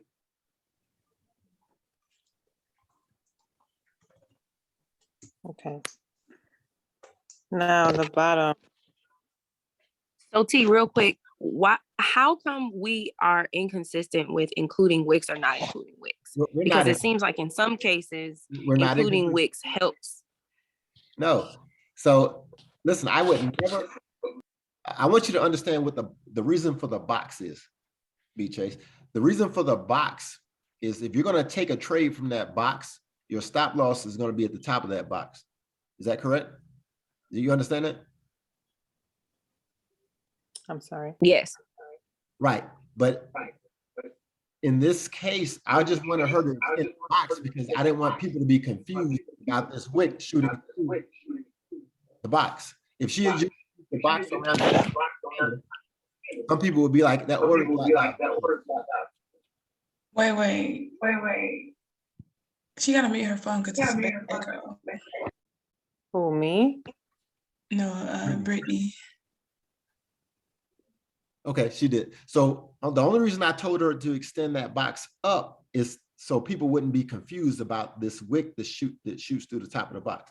Now, if I'm taking a trade from this order block, I'm not protecting the top of that wick. Bring it back down, Elfie. That's where I'm that's where I'm protecting as far as taking a trade from there. So that's the only reason I told her to extend the box up so people wouldn't be confused about that wick shooting through the top. All right, you can go ahead, Elfie. Okay. But did you understand, Brittany? I'm not sure. Did you get it? Oh yeah, sorry. I just didn't want to interrupt again. But yeah, I'm all clear. Thank you. Okay. So now this would be the bottom.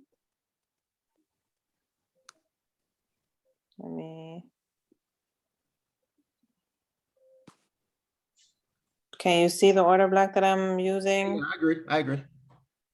Okay, and it also has not been violated. Has been tapped in, but not violated. Okay, now, weekly.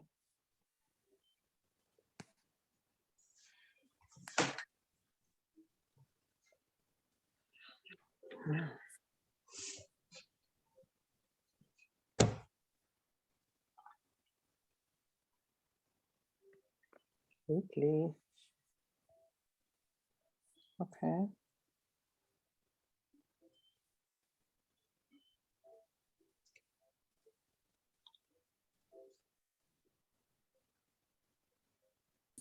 I think Elfie must have the upgraded trading view. What do you mean? Why? I'm on my iPad, that's why I have to use my fingers and it's a little bit annoying. So that's not an upgrade, that's a downgrade. Really. So I'm also including the wick on this one just to. No, don't. You don't have to on this one. Okay, so I'm using this. Yep. I'm tapping my thing. Yes, can you see that order block? All right. And the bottom doesn't really matter, does it? Well, it's halfway sticking out. So just do it because it's halfway sticking out. It's halfway sticking out. Let me So see. do you see where the order block? I'm gonna see. I think I do. Is it this one? Because I don't think that it's this one. No, it's right before that one. The one you just showed. This one. Yeah. This one. Yep. Yeah, okay. Now you see what I mean by it's halfway sticking out? No, what do you mean halfway sticking out? I mean, it's overlapping. It's overlapping the higher level. Yes.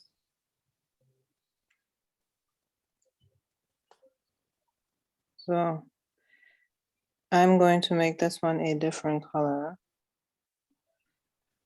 Well, y'all kill me. Perfect.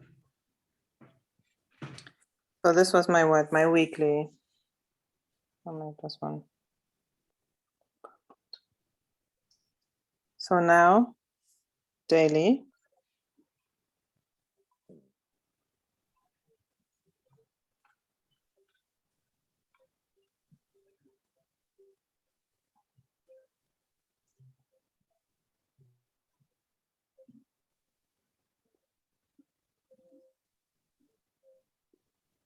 That was a good Friday trade right there. Yeah, it would have been. If it had, You took it. it wouldn't have tapped me in, you know. You took it? No, I didn't take it. I missed that one. I think AT caught one of those trades. I don't know if he caught, I mean, that's a lot of pips. Whatever, Prince. What I do? Are you going skating? Oh, nah, not right now, nah. Up higher than that, Elfie. Higher.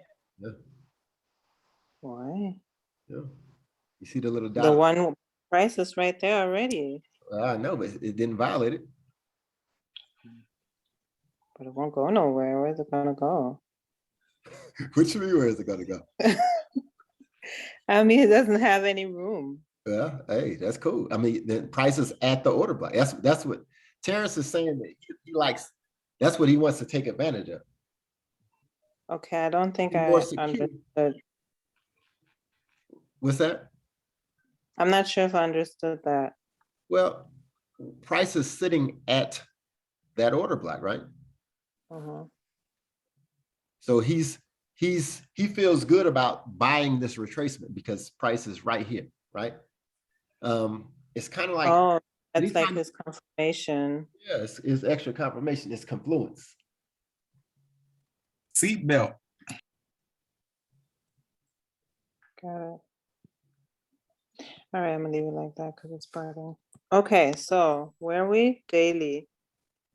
So for the retracement, Go to the weekly because we still do the weekly.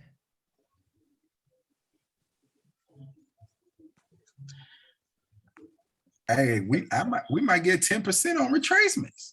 I know, that's what I'm saying. Before you make a trade, before you have to think about anything. no, from bottom to top is. Did you put the fib on it though?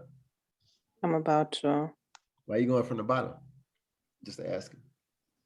You pulling some elite. All right, it's another. Yeah. Okay, my bad.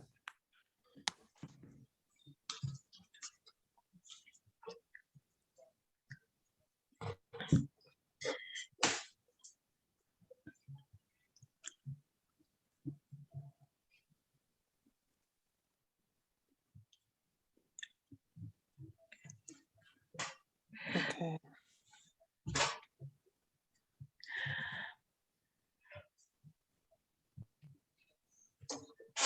So let me ask you a question, Elfie. Hmm. That's your daily order block right there too, right? Yep. So maybe this will just go from daily order block to daily. That would be pretty good, huh? That would be nice.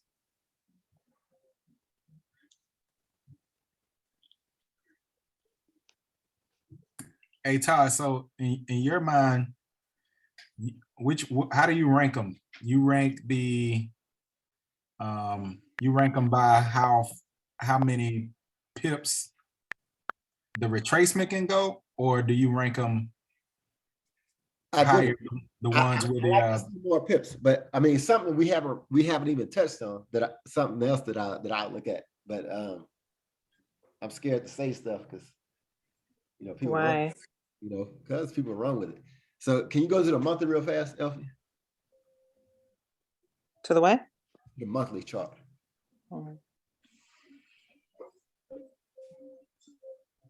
I want to see I want to have a longer, I prefer the longer, whatever one would give me the longer move. Can you put a fib on that monthly candle? On the monthly, okay.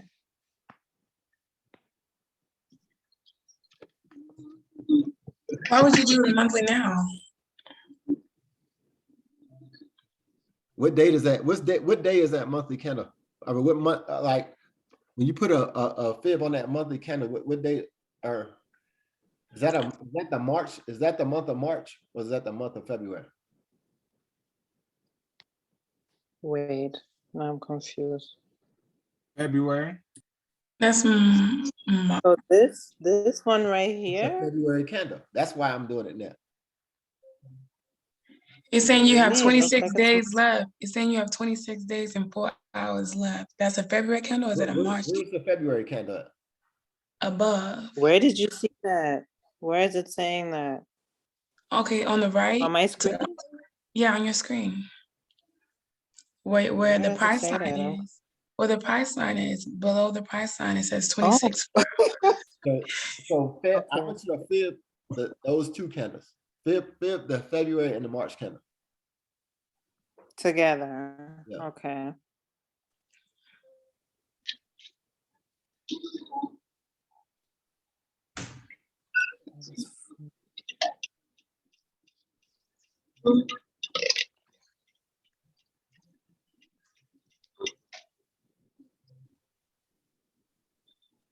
Okay. Okay, so basically that whole candle. All right, that's cool. I just wanted to see. All right. Why? What for? Explain, please. For my personal edification. Oh, you're wrong. But why would you do that though? Because if the month isn't over with yet. Hey, I just feel used right now. No, she fibbed both of those candles. The month of March, I mean, the month of March just started. The February month is over with. So I'm just thinking to myself that if we get that push, let's say that goes all the way to that green zone. I mean, it's possible to keep on going to touch. To the -27? What green zone? You mean the golden You mean, the zone? golden zone? Yeah, to the gold zone that she marked up for the weekly retracement. If it goes all the way up there, right? I'm just looking at the next level that it could possibly go, which would be the monthly retracement zone, right? That's So why how would that be? How would that be the monthly trace if the month isn't over with? the month is over with. She didn't she just make the fib for both of those candles? Oh, because it already pushed down, so it needs to retrace on February. Yeah, just do push-ups, man. Yeah. do push-ups? Yeah, for brief. Okay, you know, some of them don't He get, always but tells it's me to okay. work out.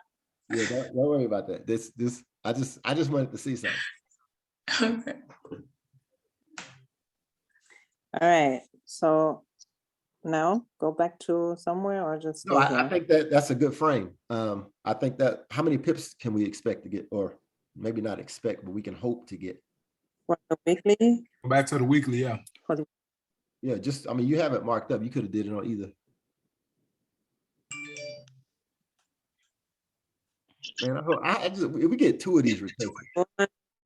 pips. No, About that's to the top, but just okay, to right the here, bottom, be right conservative. here, right. 338.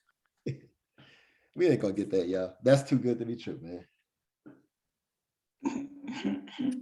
That would be Yeah, something. so maybe this midget, make it a midget, and it's 173. No, I would just suggest that you know, maybe y'all come up with some with which y'all would protect, like how you would trade that, you know, because I do expect it for it to retrace. Hopefully it retraces the entire way, but if it doesn't, just come up with a way that you can get some pips if you're taking those trades. Hey Todd, do retracement. To me, it would seem like this would be a good place to move your stop loss of, just kind of follow it up, because they're not going. Well, it's not going to retrace on the way up, is it? Yeah, it doesn't. I mean, it is going to retrace on the way up. It's going to, price is going to go up and down. Like it's going to pull back some, but okay. If trailing your stop is a technique that you do, definitely trail it. I generally don't do that, but I'm gonna tell you what, if this is going crazy, like if it takes off like it did a few weeks ago, and maybe by 10 or 12 at night, we're deep in the profit, heck yeah, I'm moving my stop loss up a little bit. You know, I mean, those are free pips. So yeah, I would definitely protect some of my profit. I would have to look and see what level that it's already retraced on. Maybe it just needs to do a 1 hour retracement. Maybe it needs to do a 4 hour retracement, but I would definitely move the stop loss, before I go to bed.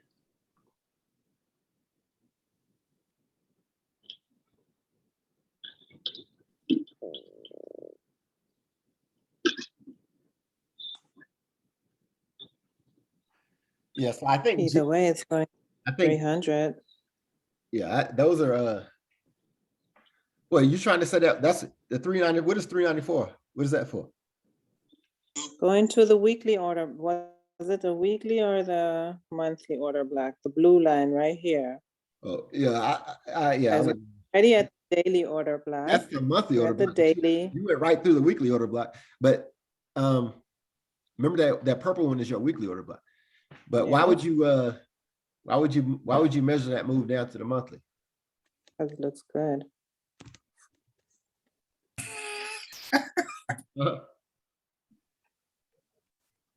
She gonna ride it up and then get the sell back down. Oh, okay. That's cool if it does that. I'm with you. Okay, I'm gonna stop sharing now. Shay. Ooh, awesome. Hey, Shay. Yes, Can you break down gold? I'm on my phone. Oh man, you're always on your phone, man. I am. I'm tuned in. Okay, I appreciate you. Are you gonna take a retracement trade? I marked the EU. EU. Yes, EU. Is that okay? Well, I mean, I haven't looked at EU. I really didn't pay attention to the dollar. Did it move a lot? To the downside, yeah. How many pips? Well, I didn't look at the dollar. I was looking at EU in particular. I understand, but how many pips did it move? That's just like the. Let me see if I can show. I'm on my iPad. Hold on. I'm gonna try to. Are you on your iPad? I'm gonna try to join. I'm on my phone and I marked on my iPad, but I'm gonna try to join. Okay. On my iPad. Give me a second.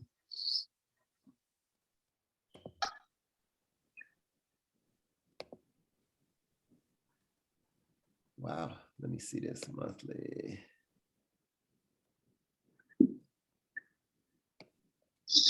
It has hit this monthly OB.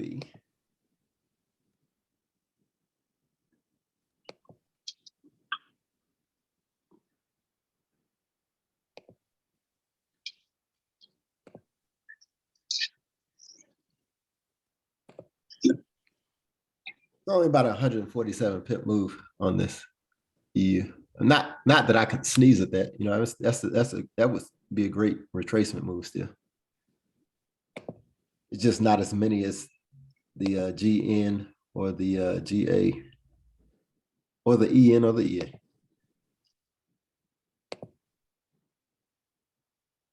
If we get a full retracement back to this golden zone, that's healthy price action.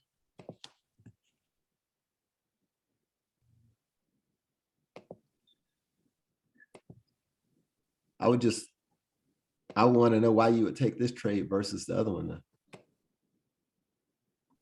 You just partial to EU.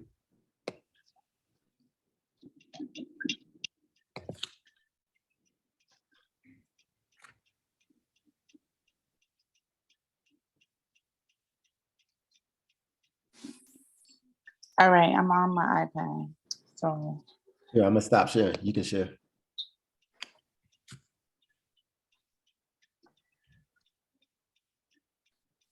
Hey, this feels like week about 3 weeks ago when everybody made money on these retracements. Can you see? Yeah, I see it says iPad. I have. We don't see your screen yet. What about now? Nope. No? You can see now? We just see iPad. I don't know how to. Oh, hold on. You joined with your iPad? Is Ola showing up? Yeah. She may have to turn her video on the iPad to share. Share content. It says screen photos, iCloud Drive, I do screen, right? Yeah. Or website URL. I think it's screen. I don't know. Or maybe you can drop off on your phone and just Hold on. Wait, I think it's working. Okay. Yep. Can you see something? Yep, we see it. Everything. Oh, can you see? All right, you are screen sharing. Yep.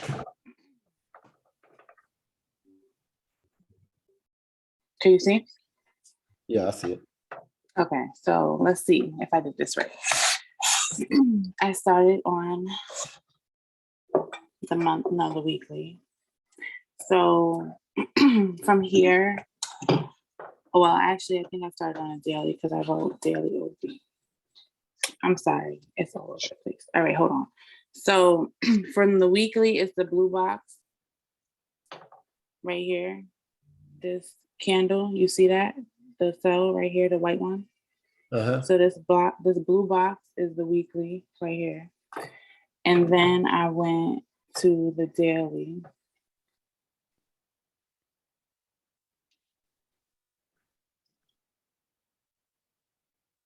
And that's this green candle right here. Okay.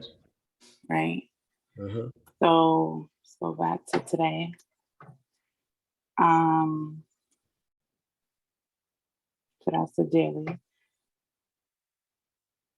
And then, oh wait, you want to see my fib, right? So my fib is on. So you see how I marked the fib up? Yeah, but you're only taking this to the 38%? That's the, you gonna let me finish? Okay, I'm sorry, go ahead. All right, so I don't know. This is my first time, like, sorry. Let's see. How do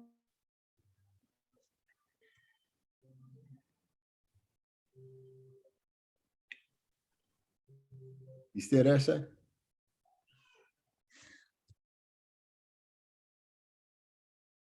Can y'all hear her? No, we can't. Nope. No. Man, it was just getting interesting.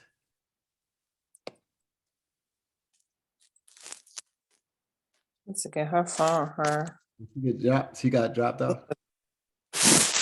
Charge her thing. Yeah, I was just asking.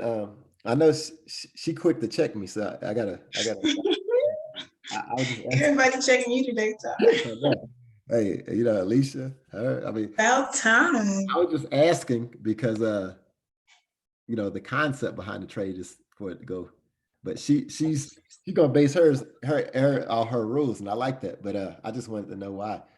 And I also had a question as why you would trade this particular retracement versus one that seems to offer more pips.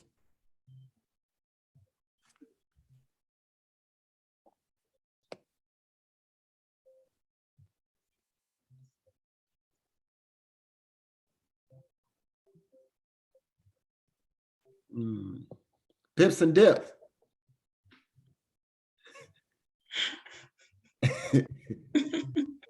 I guess she told us. I guess she did this time. I guess she dipped for real. All right, let me see if hopefully she'll get the comeback.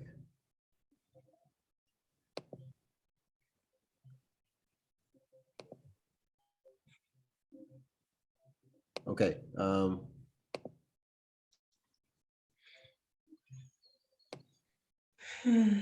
Sean was on. I think Ola Sean. Sean, are you still here? Anybody else want to break down?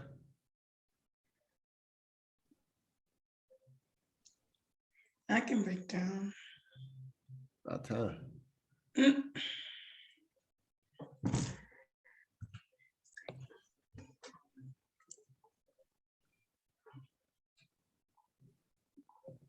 Okay.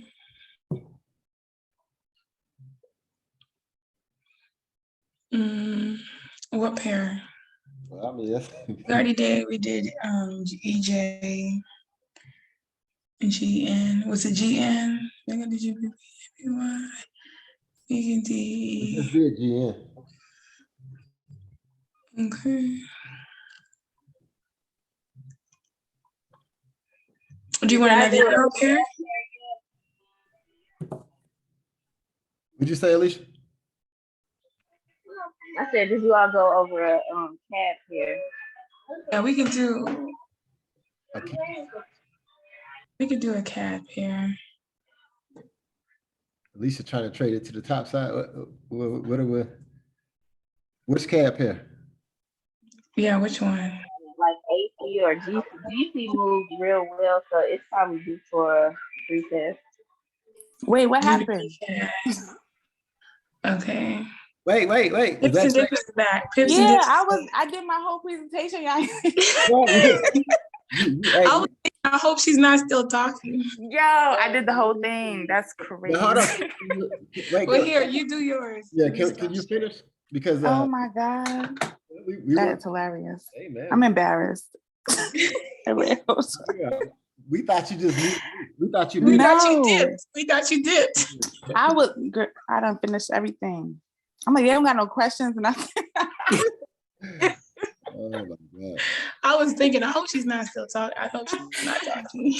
All right, I'm sorry. All right, so so I start from the beginning. Real serious and left us. No, Sorry, I just finished. that was that rudeness from that New Yorker, you know. Oh, here you go. Here you go ahead, man. I guess start at the I'll start at the beginning. Yeah. I'll start at the daily, I guess. So you have so to we share. saw the oh you can't You know we can't see that. No. Oh my God. This is why, see, Todd, like you can't call me to the front of the class. I'm not ready. You're right. All right. And don't forget Can you to see now? You gotta plug in your thing too before we lose you again. Oh, my iPad, right? But all right, so you can see because you can see my battery. Look, I'm gonna do this. It's gonna be in a New York minute. Watch. All right, so 4%, girl. Des, come on, Des. All right, look. So the blue box was the weekly OB. We can't see nothing. Why? All right, I don't think this is gonna work. Okay, hold on. Can you see now? No, a minute ago we could see. Maybe it's no. Maybe you got to plug your iPad in. Now we can see.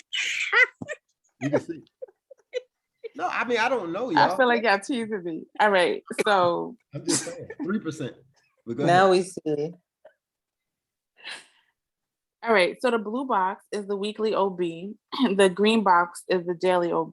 So I marked this up right here based on this candle right here, right? So then I move over to the left. And after I'm on the daily, I go down to the 4 hour. So the 4 hour shows me that it filled daily OB. So it tapped into it already and our price is headed up. So I also I went to the 1 hour, and on the 1 hour, I tried to find, so I'm trying to minimize my stop loss and my risk to reward by finding a better entry.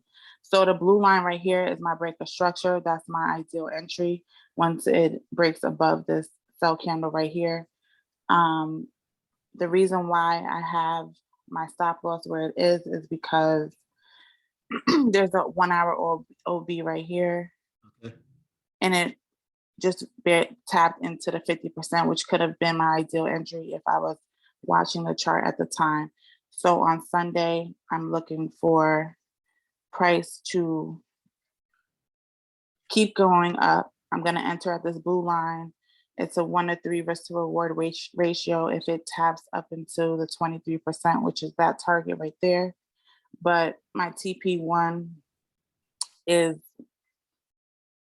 this line right here because it's the next equal high. There's unhealthy price action right here, which tells me there's liquidity in the market. which would make that risk to reward 1 to 2. That's it. Hey, I respect that. That was a very detailed breakdown. New Why? York minute. I guess, you know, something you can tell me later is why you would choose this one over one that had a higher opportunity of tip. Oh, it wasn't a matter of choice. I just been trying to stick with a ideal pair, and EU has just been one of those. So Okay. I just wanted to see what it was doing. That's it. Can I stop sharing? Yeah, please. Thank you. You're at 2%. You're at 2%. I just want you to handle that. Oh, it's so funny. That was funny. I appreciate it. I know that was a My pleasure. but hopefully we can start getting more of those 4-hour breakdowns, because that was very detailed.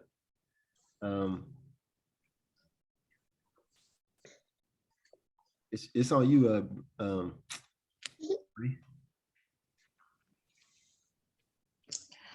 Okay. Felicia said GBP CAD. You said Felicia or Alicia? Alicia, I don't mix her name up like you. No, I know Felicia is Felicia. Oh. Palms dropping. Ooh. Look, and now I'm fighting with my baby, so I don't know. Okay. I don't call her Felicia anyway. Oh, okay. So we go to the monthly. Who asked for these pairs with no range? Alicia asked for this. Woo! Okay, so then you wouldn't consider that. So go to the weekly.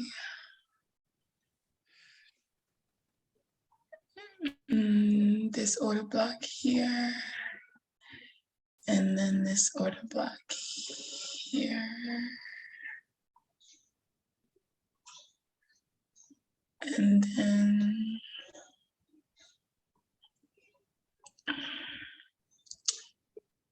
the daily, this order block right there.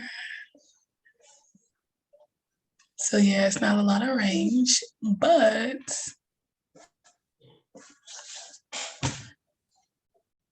this is technically an order block, but you don't count this as an order block. What's technically an order block? This. Bearish order block? I think I would use this one though, because there's nothing like in the vicinity, so. Bearish order block? Yeah. Well, I would definitely look for a retracement. It's not going to retrace all the way back up into the eye of that order block, but you're going to get a retracement of some sort back up there probably. Yeah, and then you would sell it down to the next. Well, how many points is that? Well, you got 8-hour charts, girl. You got some money. So about like 140.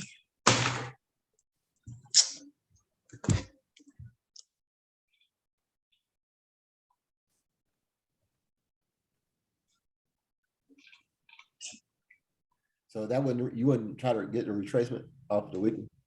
I'm just asking for a friend.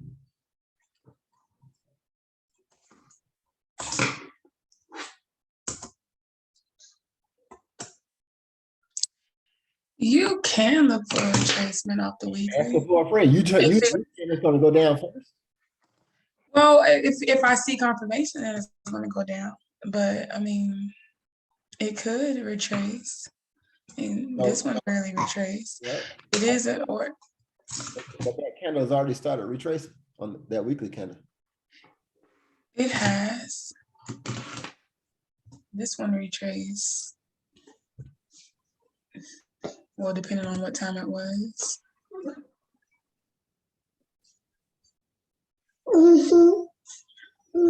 If you look for a retracement, you throw on the fib. I would probably put a fib on it to start. Stop. And then you will mark out the golden zone. That will be the golden zone for the Fed. I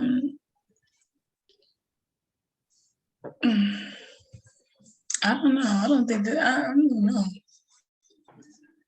Sometimes the retracement, I mean, lately the retracements, I guess because of the war, they haven't really been going the way that, you know, they were going prior to the war. So I don't know how I feel about GBP CAD. It looks like it's due for a retracement. If it retraces 50%, that's what you're saying. If it retraces to the 50% on the weekly, then it'll pass the order block. It'll go back to this almost 700 area. I'm sure there's an order block in there on the lower time frame though. I would hope. There has to be something in your POI. Damn, look at that.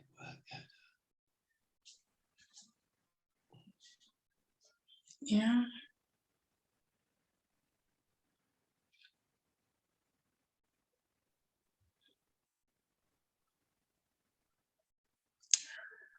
But I wouldn't trade this. At least you're gonna trade it. Yeah, she gonna get her pips too. But I don't like it. Not if I don't see it going up. No, you still gotta trade it. You gotta trade it. No, I'm not. I was in the sales, so and it kept going down even after I got out. So I don't know. To me, it kind of looked like it got a little strength to keep pushing down. That's why I said I see it still falling down. So listen, I don't disagree that all the British pound pairs are going to keep falling down. All I'm saying is I'm going to look for a retracement on all those pairs first. I've never seen a market that just pushed one direction. They all have to pull back. As a matter of fact, I got rolled. But those they pushed pretty hard all week. Well, listen, I was in a sale for GJ on Tuesday, and it pushed up about 250 pips of it. So yeah, one back. Hey, you know, all I'm saying is they're all going to retrace. But how far is the question? Like I said, like it feels like prior to the war, the retracement, it hasn't been like giving the big push because like we anticipated that GA was going to retrace. And it was at GC. What was that last week? Right, but let me ask you a question. You're right, but how big was the candle? How big was the GA candle last week versus the candles this week? Was it for the monthly or the weekly? Well, it was for the weekly. We still talking about weeks. Okay. So okay. So it's a lot. There's different it's a difference. It's a huge difference. Yeah. I just think you're gonna get more of a retracement than we got. And that's just my personal opinion. You know, I'm not any more right than you are, you know, but I'm gonna look for a bigger retracement based on the bigger move, you know. And hopefully I get it, you know, but that's neither here nor there. I think the overall move is still down for the British pound and for the euro dollar. Last week, the GC pair, I think it only retraced about to the 27. Right. So if you take these retracements to the 25% line, I think we've all discussed this, that's about a 90% accuracy. I think if you take it to the 50%, I think you're in the 60s as far as accuracy. So you can use those numbers, you know, as you may, you know, but just understand that they don't have to retrace 50%, but that's what I'm shooting for, you know, on those retracement strategies. And then I can get my pips from the daily order blocks after that.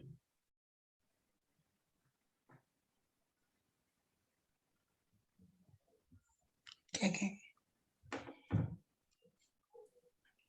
This past week, EN retracement was about 150 pips, and that candle was a third the size of this one.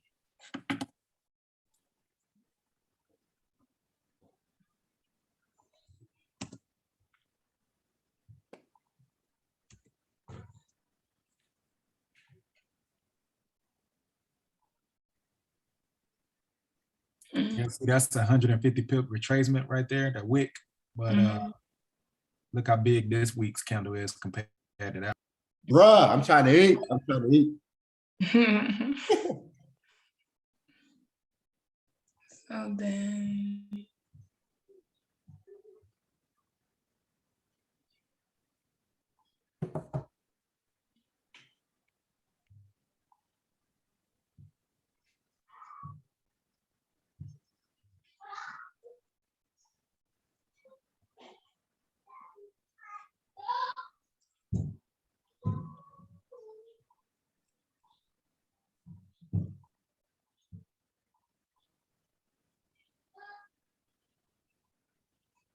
Okay, so that would be the retracement strategy here, which would, do you think it's, oh, you said you don't think it's gonna go up 400 pips, but I'll take 200 of them pips. I will too. I'll take 150. But all I'm saying is the market can't just go one direction, right? Like it has to pull back.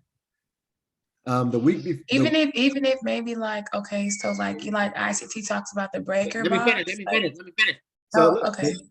2 weeks before that, you got an itty bitty retracement, right?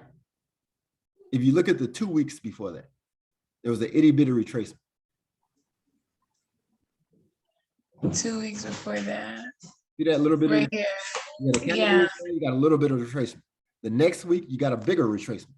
Even if we don't get a huge retracement from this, I mean, 150, 200 pips is a huge gain for me, especially if it's just overnight, you know? Even if it retraces to right there, that's huge. Because that's what the ICT was saying, that when the price goes bearish, but has a bearish momentum, it could break past an order block, then come back and tap into that, or kind of like touch it like support resistance, and then go back. That order So block, then, yeah. honey, that order block is gone. It's up. No, it's the breaker. It's the ICT breaker. This will be the breaker if it does that. It can act as a breaker. Relative equal, those are relative equal lows. Yeah, it could do that. Yeah.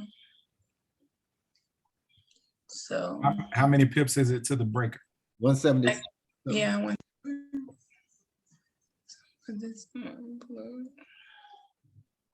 I'm here for the 170. Me too. Yeah, and then if it turns around, you got. I mean, that's a double 170. You know what I'm saying?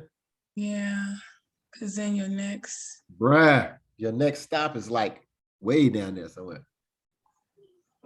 You can just get on that roller coaster and just jump, you know? Bree, that's unrealistic, but that's cool. That is unrealistic, but I'm gonna mark up this week. Hey, that's cool though. I'll take it. Which one would you mark up? This one or the next weekly order block? This one? You just jump four order blocks down, you know? That's cool. I hope we get four. I hope it smashed through 4 more order blocks this week. So this will be ideal. Hey, Todd. Yes, sir. Is there a way to calculate the drawdown on a spread before you hit sell or buy? So, yeah, there's probably a YouTube video on it. I know that I haven't entered in a long time on a spread, so I really hadn't taken that into consideration. But I think there's a YouTube video that'll tell you how much a spread is. Like if the spread is 50, we should be able to put that into pips. You darn sure aren't going to be able to use a huge lot size. I mean, you can, but you're going to pay dearly for it. Gotcha. That's why I was trying to see, like, if the spread is 50 and my lot size is 1, is that $1? I mean, $10 a point. Yeah, I think you have a demo account. Yeah, I got a demo. Yeah, we just use that demo, enter it first in your demo, and you can see if you need to adjust in your real account. Gotcha. I mean, that's really what I plan on doing anyway. Okay, you're looking at the pair now. I'm good. I don't know if anybody else what everybody else wants to do. Okay, I'll stop. Anybody have any questions? Hey, Sean, are you still on here?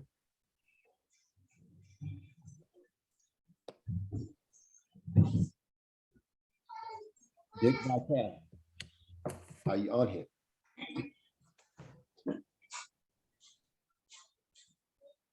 Do y'all want to talk about cryptos and these nodes real fast? Or I mean, we've been on for a long time, so if anybody wants to get off, Excuse me, sir, please, before you continue. What's that, Danny? I dropped a message in the chat box. It's like you didn't say it. I was trying to ask you about weekly swinging. I noticed one thing that sometimes when we make an analysis for the weekly swing, trying to get an entry on Monday is difficult because I think it retraces a lot Sunday, Monday. I don't know if then it's like on Tuesday or Wednesday, it goes the direction we're looking for. I don't know if you can tell me more about this so I can have an idea. Okay. So let me ask you a question. When you say you're looking for a weekly entry, right? What do you mean by that? So I don't enter a trade unless there's an order block on the weekly. So I think what he's talking about is with the market on episode 3 of the market. But I want him to be able to explain, like because there are ways to get an entry on the weekly, like you can enter on a Sunday and you don't have to worry about that. It has to be at a weekly order block though. So if you don't have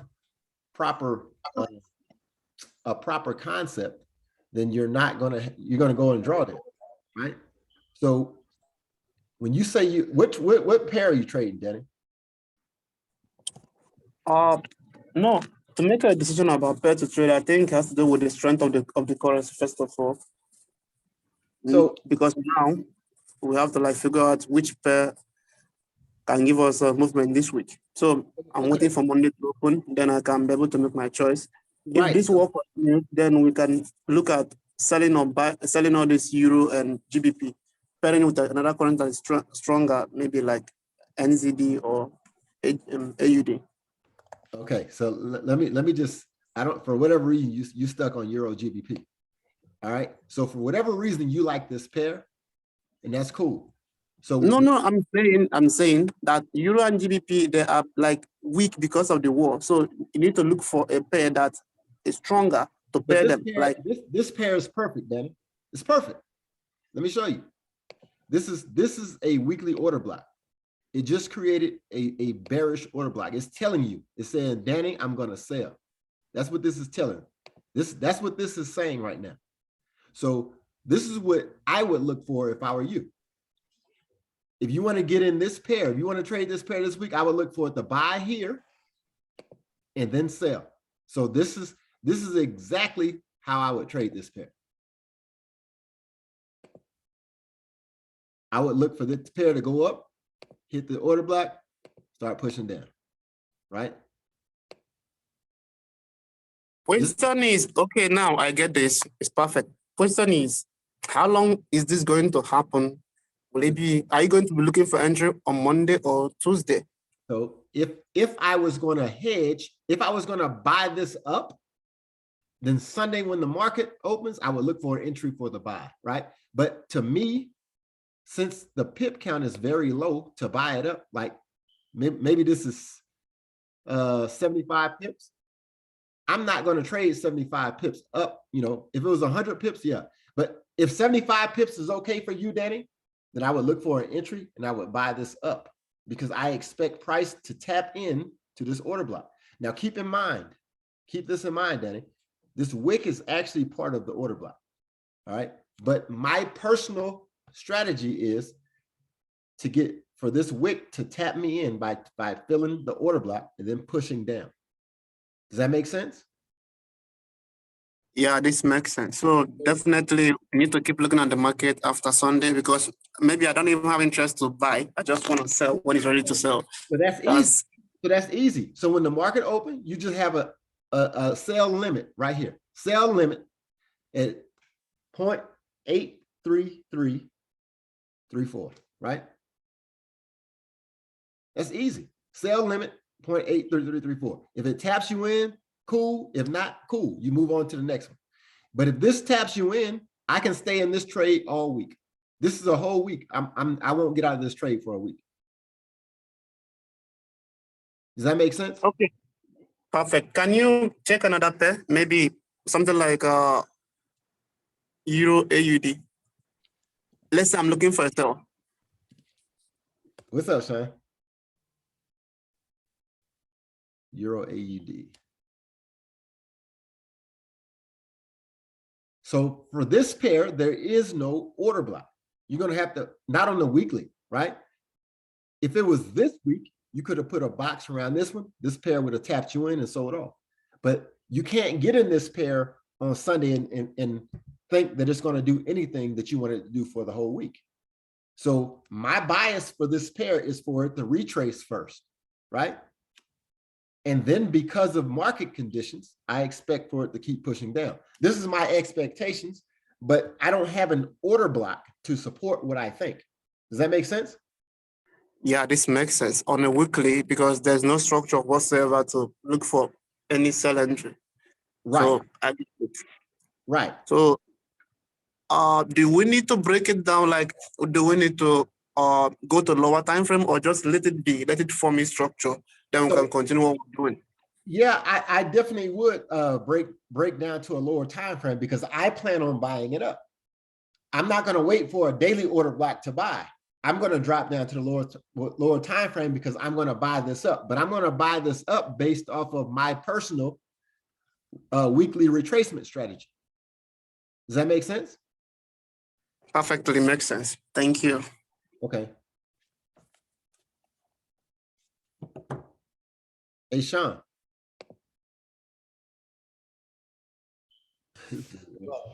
Hey, what I wanted to do, we only got about 14 people left. I wanted to talk about those nodes. I wanted you to talk about those nodes because I can do it next time. Okay, that's cool.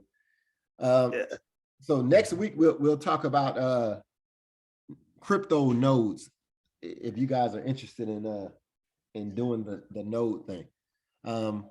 And can you just give a basic understanding of what a node is?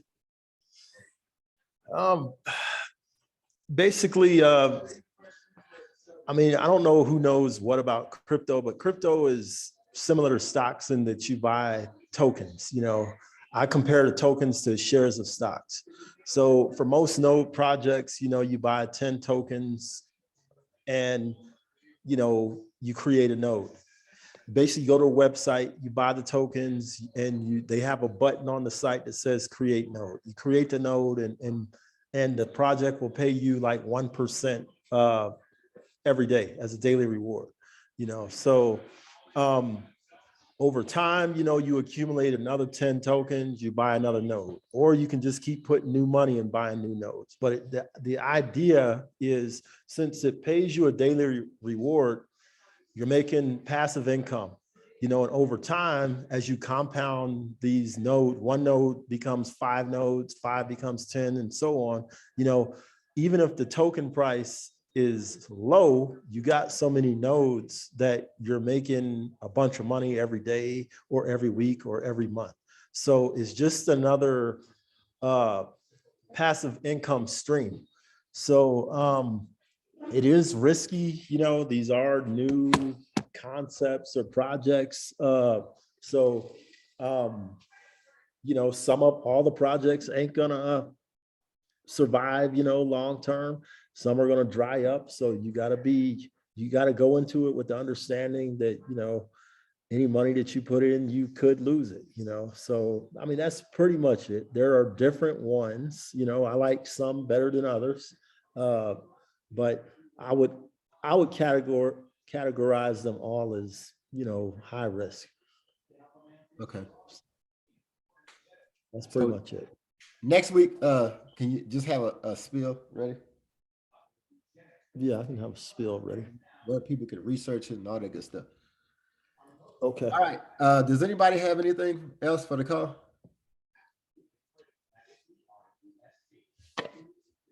Hey, what I would like, to start doing, if we can, is start having people break down what they trade. You know, like I can't stress this enough. People get a swing trading philosophy from me, you know, but a lot of you guys are a lot better than I am, especially in those lower levels of the chart, you know. So if you guys can maybe prepare your breakdown of what you're trading, you know, like I know Pips, I know you trade gold a lot. Like if you guys could prepare something that, even if it's not gold, but whatever you're looking at or you're looking to trade, I think people would really benefit from seeing the way you guys break it down. You know, especially the way you broke yours down, Shay, because I never get into fields and all that good stuff.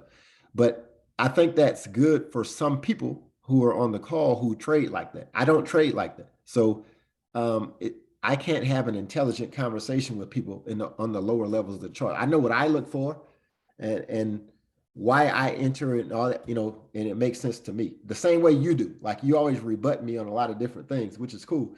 But if you can explain, you know, I think people benefit from hearing you explain why you do things, you know, and I think that the community is growing at a pace that people need to hear from lower time frame people. Does that make sense? Yeah, I agree with you. I agree. I think like Danny seems more like a day trader, and he's asking a bunch of day trader type questions, and you might not be the best guy to answer day trader questions. But maybe if there's a successful day trader or 2 or 5 or however many in this group, maybe they can answer those questions. Right. And a lot of the things that people look for in the lower time frames, it doesn't affect me because I'm holding the trade for a week or I'm holding the trade for 3 or 4 days. You know, so all of that stuff matters. So, you know, and I think that's where a lot of the clash comes in with what I'm saying or what Shay is saying, or a lot of times with Alicia, you know, a lot of times we clash because, you know, I omit a lot of, you know, what you guys might look at on a lower time frame. And I can't stress that enough. It's not that what you're saying is not important. It's just different from the way I look at it. So I would love to start having people who come and regularly talk beside me, you know, like on what you're looking at, why you would take a trade and that good stuff. I think that people are going to benefit from that. Whether they come to me and tell me directly or not, they need to hear it, you know. Like people got something. I got stuff out of the way that you broke that down, Shay. But the problem is we don't. I'm sorry, go ahead. I appreciate that. No, I was just gonna say it's literally the same way that you were explaining the retracement as far as waiting for the break of structure and the retesting. It's just like top down, like I did multiple time frames. Because my thing is entry and I want to minimize my risk management because I don't hedge. So I need to find the best possible entry and the best possible ideal stop loss. So which is cool, but like, hold on, just real quick. Just let me ask her. So, I mean, you day trade, right? Yes. So where do you which chart do you typically find your entries on? Is it the 5 minute, the 15? 15. 15 minute? Yeah. Okay. So when I do gold, I look more so at the 5 minute. But if I'm trading a currency pair, it's the 15 minute. But I start mostly on the 4 hour. That's where you kind of start. So the only reason why I started at the weekly today is because Todd's trying to get me into this retracement thing. So that's why I started that high today. I have a question for you. But normally as a day trader, your top is the 4 hour. Yes. I mean, I definitely look at the daily, but yes, I'm looking for my OBs on the 4 hour. Okay. Can I add something or interject real quick? Okay. if you are to make an entry using your 15-minute chart, are you trying to enter a trade? Let's say you are looking for a volume around maybe 1 o'clock or 2 o'clock, whatever time it is. Are you going to enter using your 15-minute chart or like beginning of the 15 minutes, or are you going to enter toward the end of the 1 hour candle? I'm trying to balance these two things up because sometimes the 1 hour candle push that might give you the movement you're looking for, it might actually start moving in between the hour, like opening and closing of the candle. Are you trying to enter a trade, let's say 1 a.m. or 1:15 or 1:20 or 1:45? Can you break down No. this timing for me? No, so I'm not looking to enter based on a time frame. Before I even enter a chart, I have my point of interest.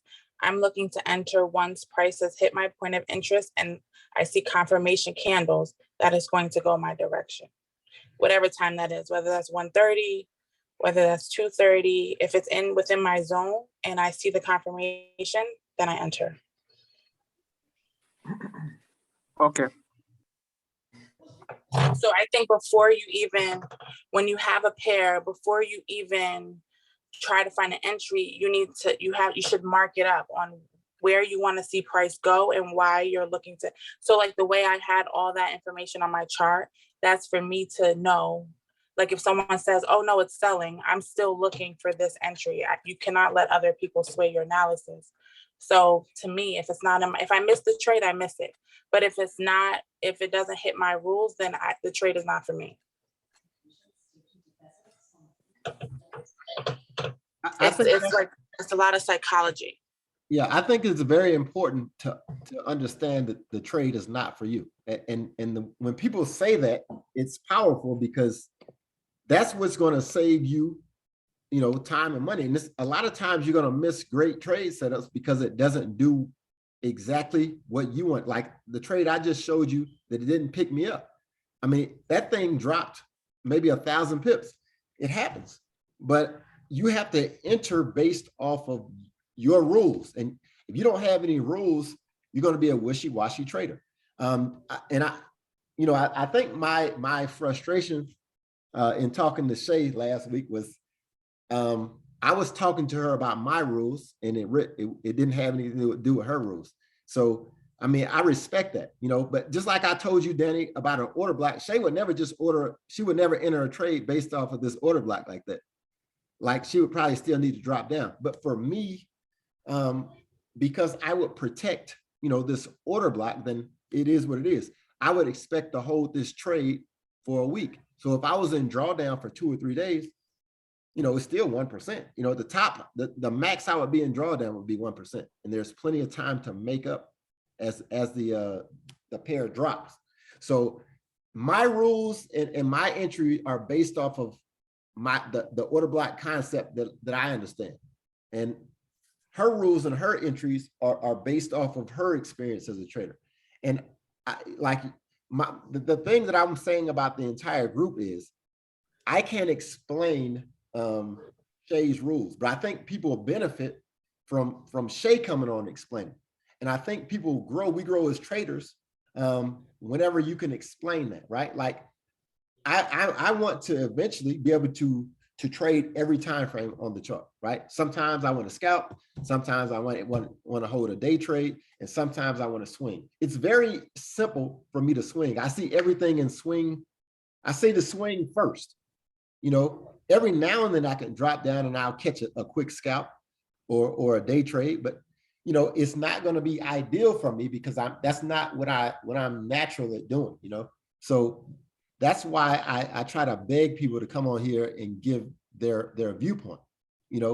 Is even if everybody else doesn't learn, I want to learn, right? I mean, that's kind of where I am. That's why I like the community so much, because had it not been for Alicia and the way she used her fib, I wouldn't be where I am right now. So I have a desire to learn from everybody. And I just think that if I'm the only one that comes up here and talks, yeah, you guys will have a decent understanding of me and why I pick things from a swing standpoint, but it's not necessarily helping or benefiting you if you don't swing. It's not going to help you.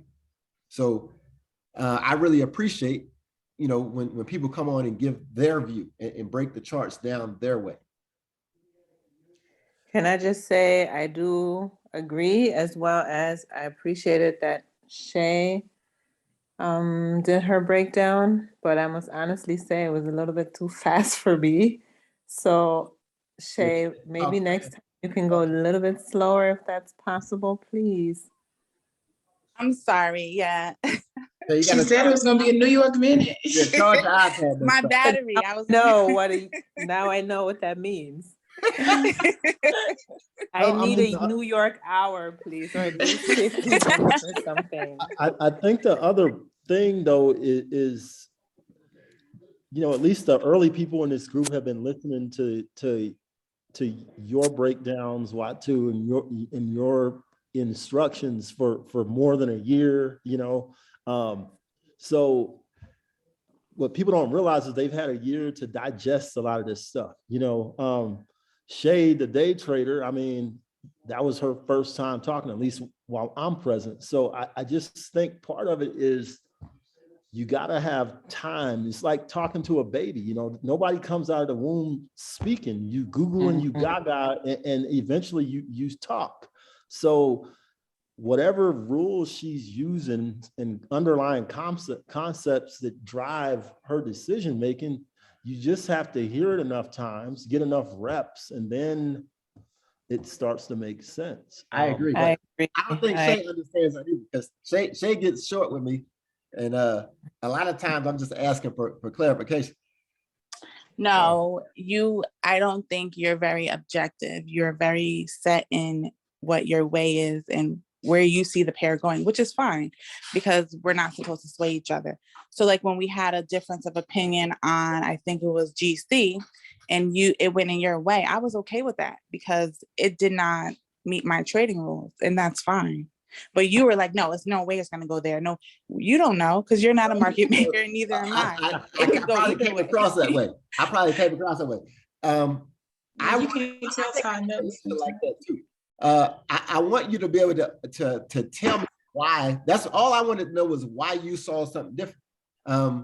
And it's not that I wanted to convince you. I was trying to explain to you why I said it wasn't going that way based off that daily order block.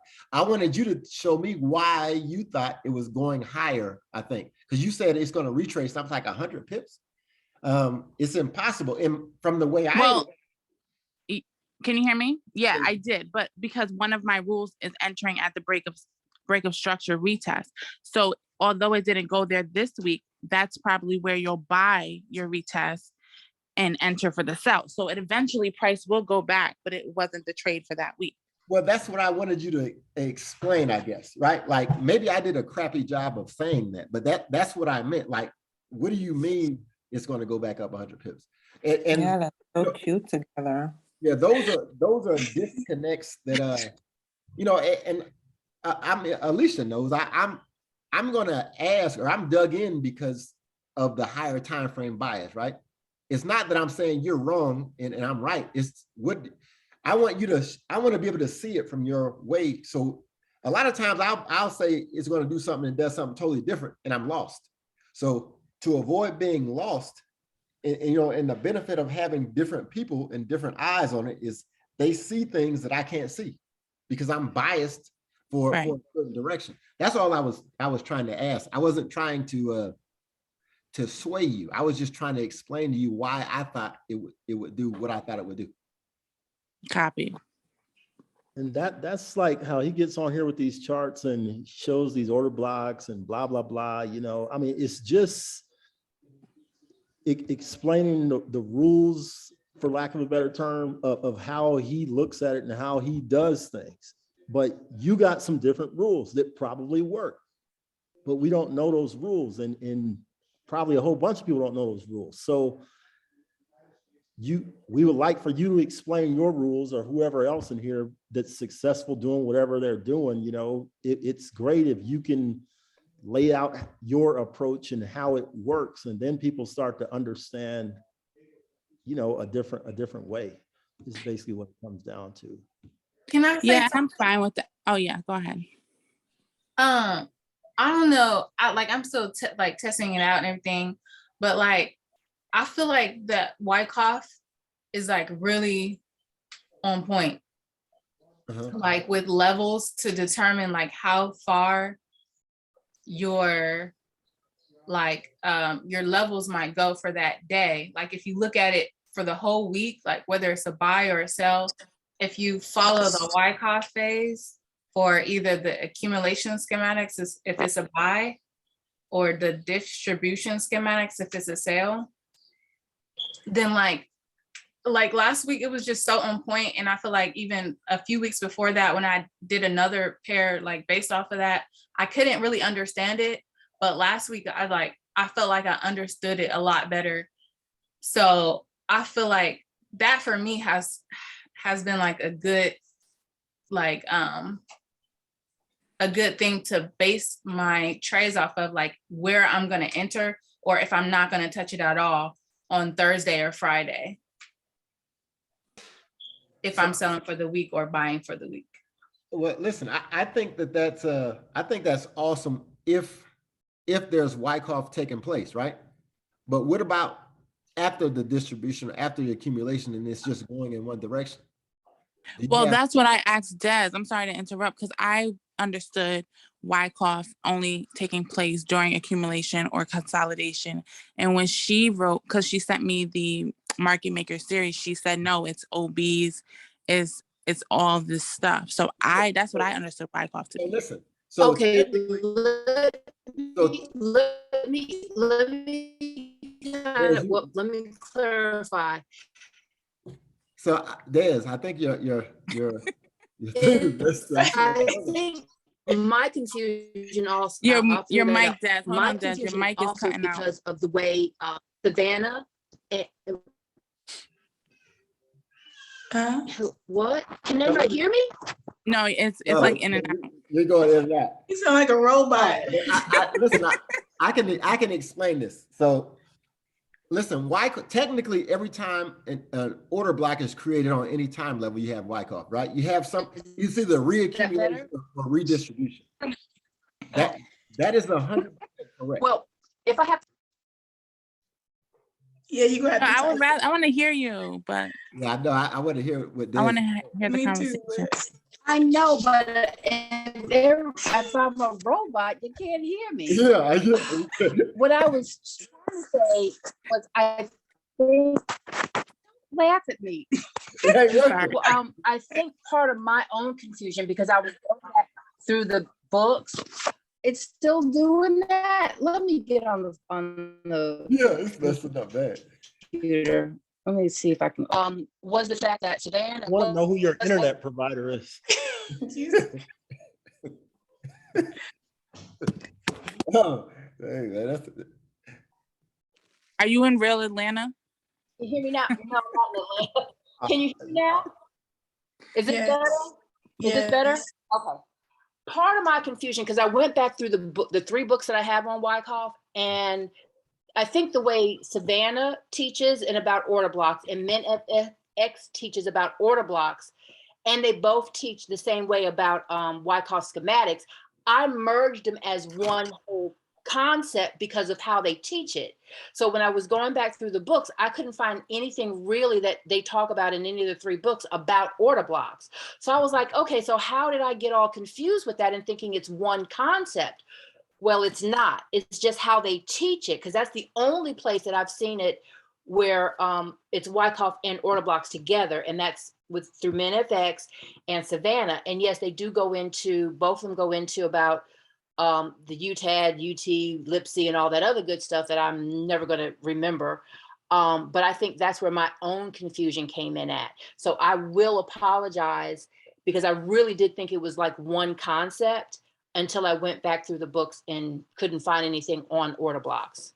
So that was me. Well, listen, though, every time that the market changes directions, that's Wyckoff. So you can drop down to like the 15-minute or whatever, you're going to see the Wyckoff playing out. So technically, every time an order block is put in place, that's the market changing directions. So you can see it, on the lower time frames. So if you're trading the lower time frames, to me, it makes more sense if you can recognize it and all that from the lower time frame. But I don't think that for me, in the time frames that I use, I can recognize if Wyckoff is playing out, right? But I don't think I necessarily have to have it. The thing that's the most beneficial to me is just the order blocks themselves, right? Because the order blocks that develop for me, I want to see the next candle tap in. If it taps me in, that's my trade. If not, it's not, you know? And I can make a living like this. So you don't have to I guess what I'm saying, Tanisha, if you have the success, you know, trading the Wyckoff turns on the lower levels, hey, be consistent. You know, like if that helps you and you're consistent with that, then that might be where you need to live, right? And be as a trader until you're comfortable seeing something different. So I don't want to discourage you from looking for Wyckoff or trading off of Wyckoff schematic, because you can do it. All I'm saying is you can't try to combine that concept with something totally different, or you're going to hurt yourself as a trader.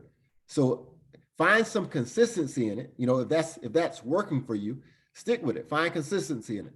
So I felt like it was a combination. Like I feel like it, because order blocks are still true and Wyckoff is true, you, like me as a trader, I just have to realize like where I'm at in Wyckoff if I'm gonna get in on an order block at a lower level. But I found the 15-minute time frame to be the best place I can see Wyckoff literally playing out, like the guy in the ITC video was saying. Literally, it happens every week, every single week.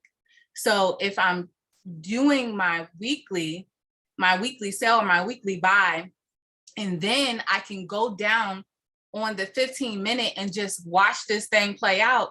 If I'm buying or selling at the level where he says is the optimal trading level to trade to, I'm watching that pair. Mm-hmm. And then I'm watching where the lowest, I'm watching the time frames too. London between 2 a.m. and 5 a.m. Like those are the optimal trading times where you're supposed to get in before that time. And then you're gonna realize that it didn't go, like your stop loss is not gonna hit. If you have a decent stop loss, you're gonna find it playing out exactly like he said it was, right before your eyes. And then the next day it might retrace, but don't worry, because it's not gonna go past like 9 times out of 10, not 10 times out of 10. 9 times out of 10, it's not gonna pass the lower level from the day before. If it's like a Tuesday or a Wednesday, based on what he said in the video, and then based on like what I've traded so far, it has been that way. So I don't know. No, if it works for you, that's cool. You know, he uses a 30 pip stop loss, I believe, when he takes his moves, and he gets in at the 78% mark. Now, listen, I love ICT, but I don't trade every concept that he makes, because I'm not getting, I'm not getting up at 2 a.m. every morning.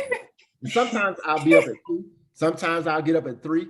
I'm not doing that. Well, I found a way to make it work for me, picking my trade at the end of the day, right?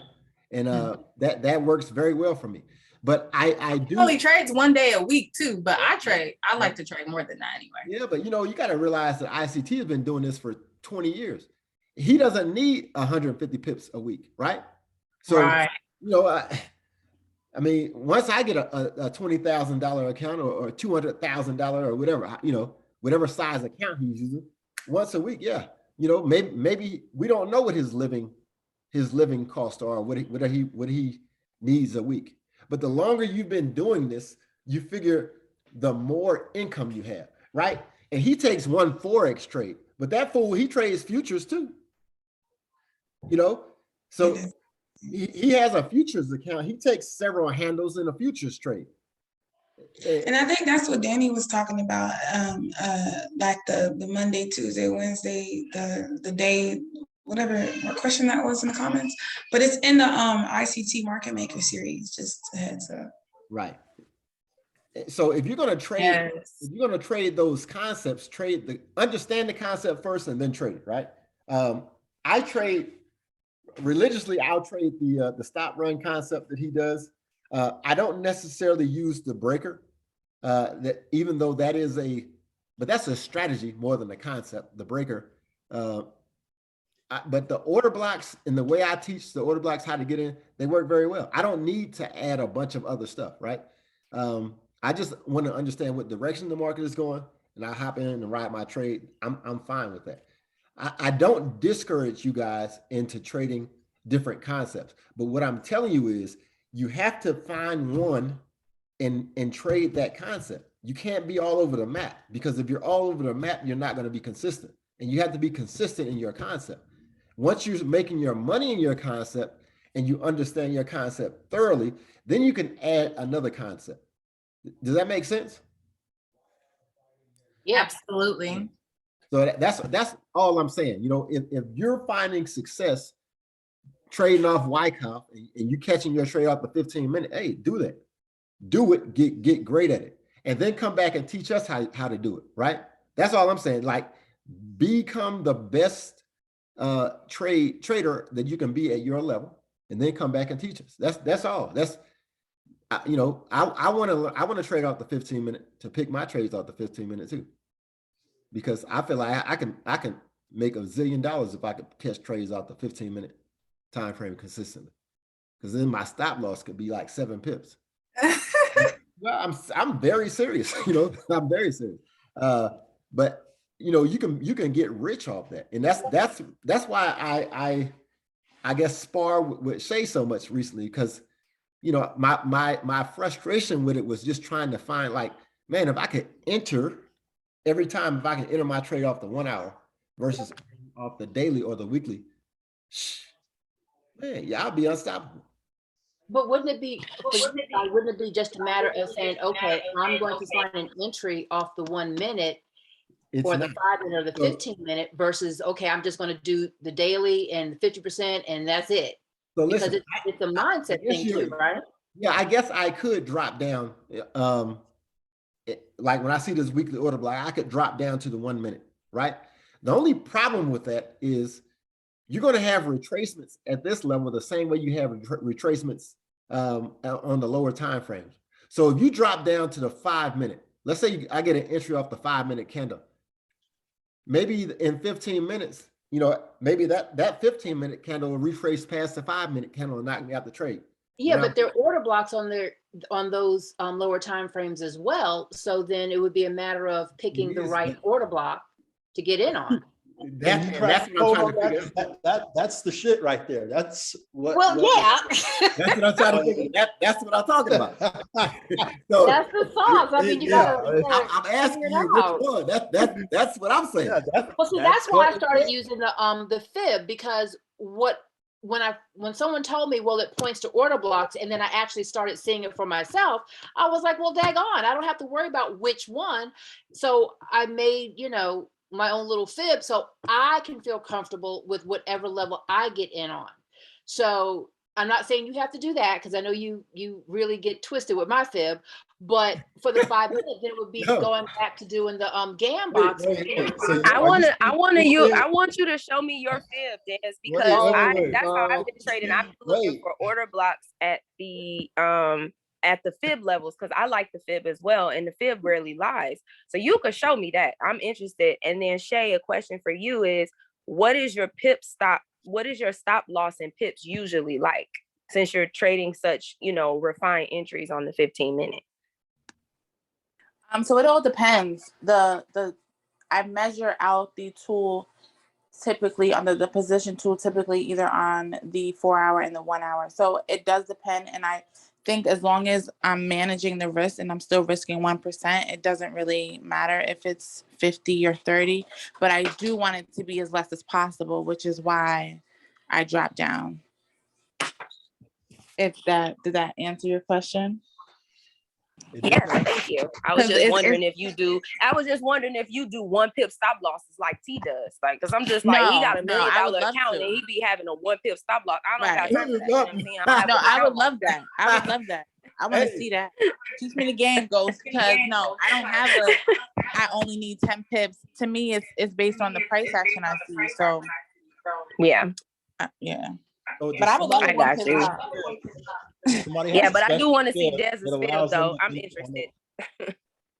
Listen, Or- Des does have a special fib. So her fib levels are crazy, like 81%. She got like, Okay, here's the question though. uh-huh. Does But it the allow question- you to enter on them lower time frames and not get kicked out the trades? Yes, it does. When I actually take the trade, yeah, it does. And I don't get kicked out. I get a really tight entry. Usually I'll have a 10 pip stop loss. The only time I mess up is if I overthink it or I decide I want to be smart and get in too early. I need to be stupid. And But here's the say that- caveat there, but we forgot the most important part. What are you trading? I'm trading NAS and US 30. Okay, I'm trading pairs. So it's a little bit Well, different. I don't know if it'll work on pairs because I don't trade pairs. That's why I always beg you, don't I beg you to mark up the pair charts?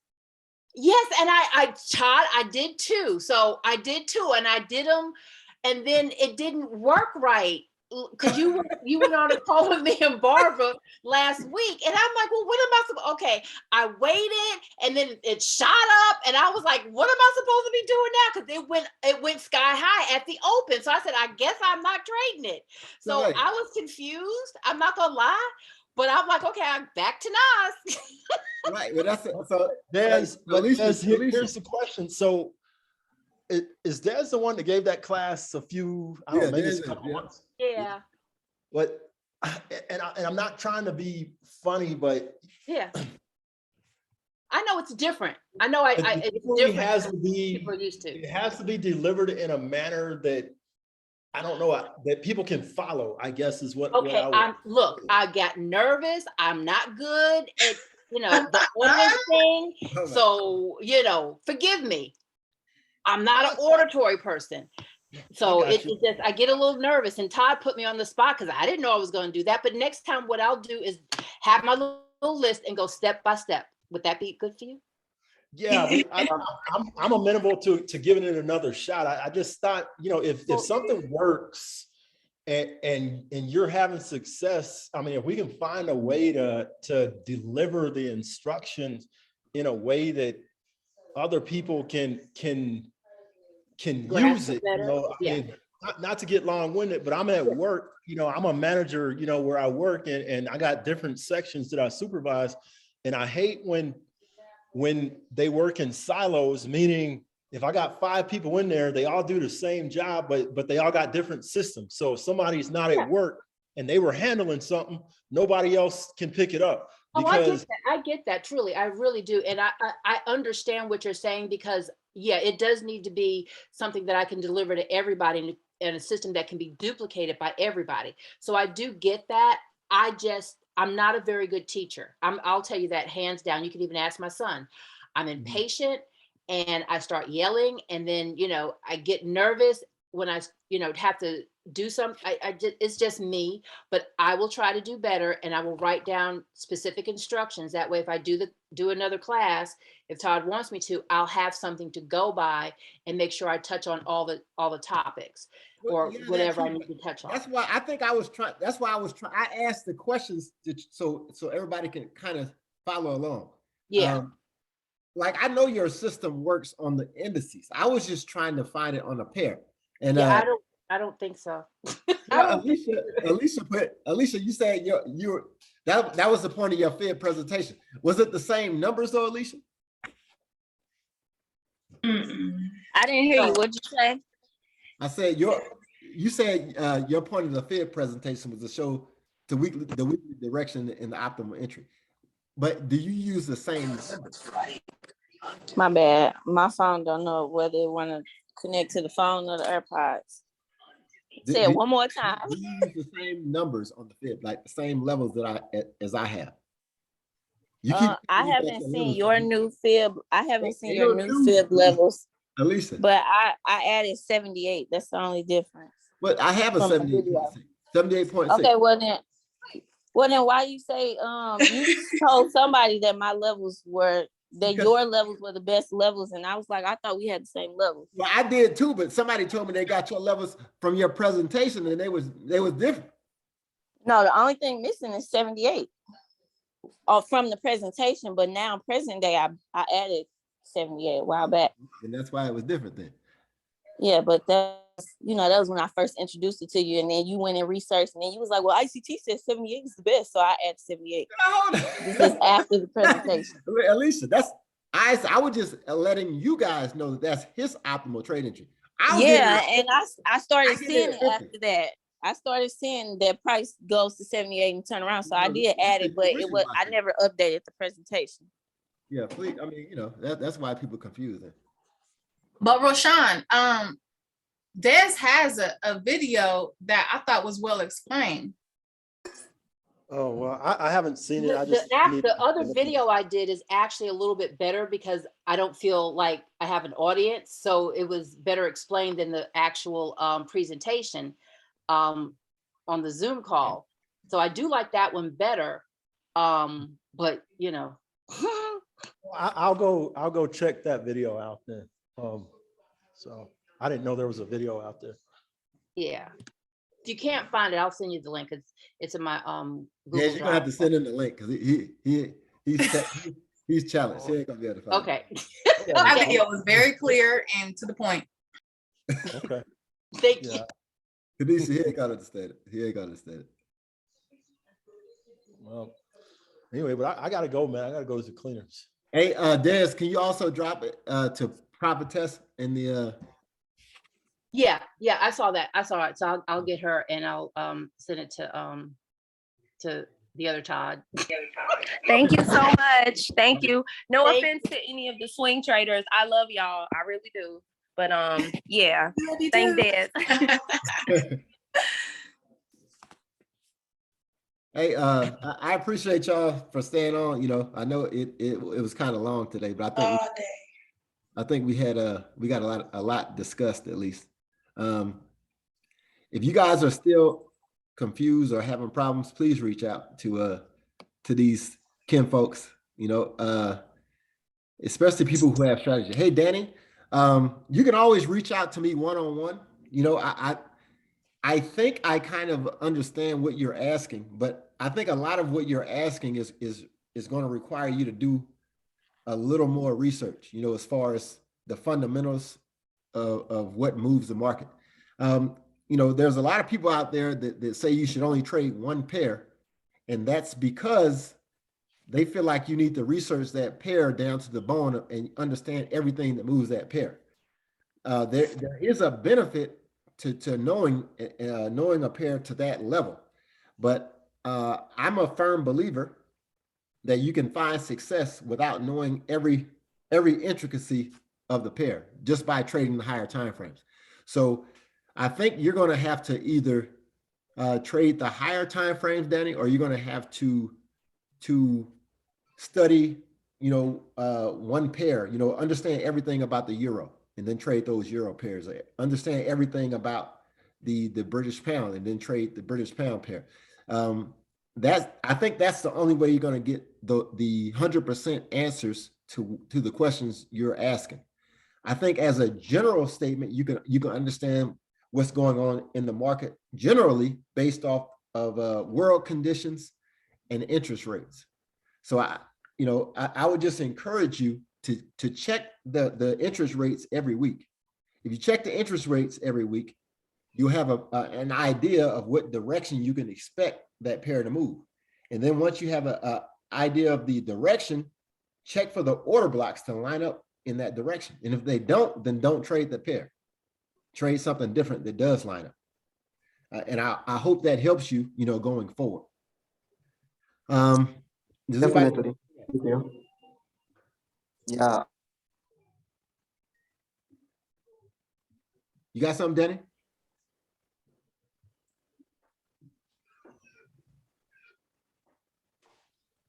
All right. Hey, I appreciate you guys. No doubt. Well.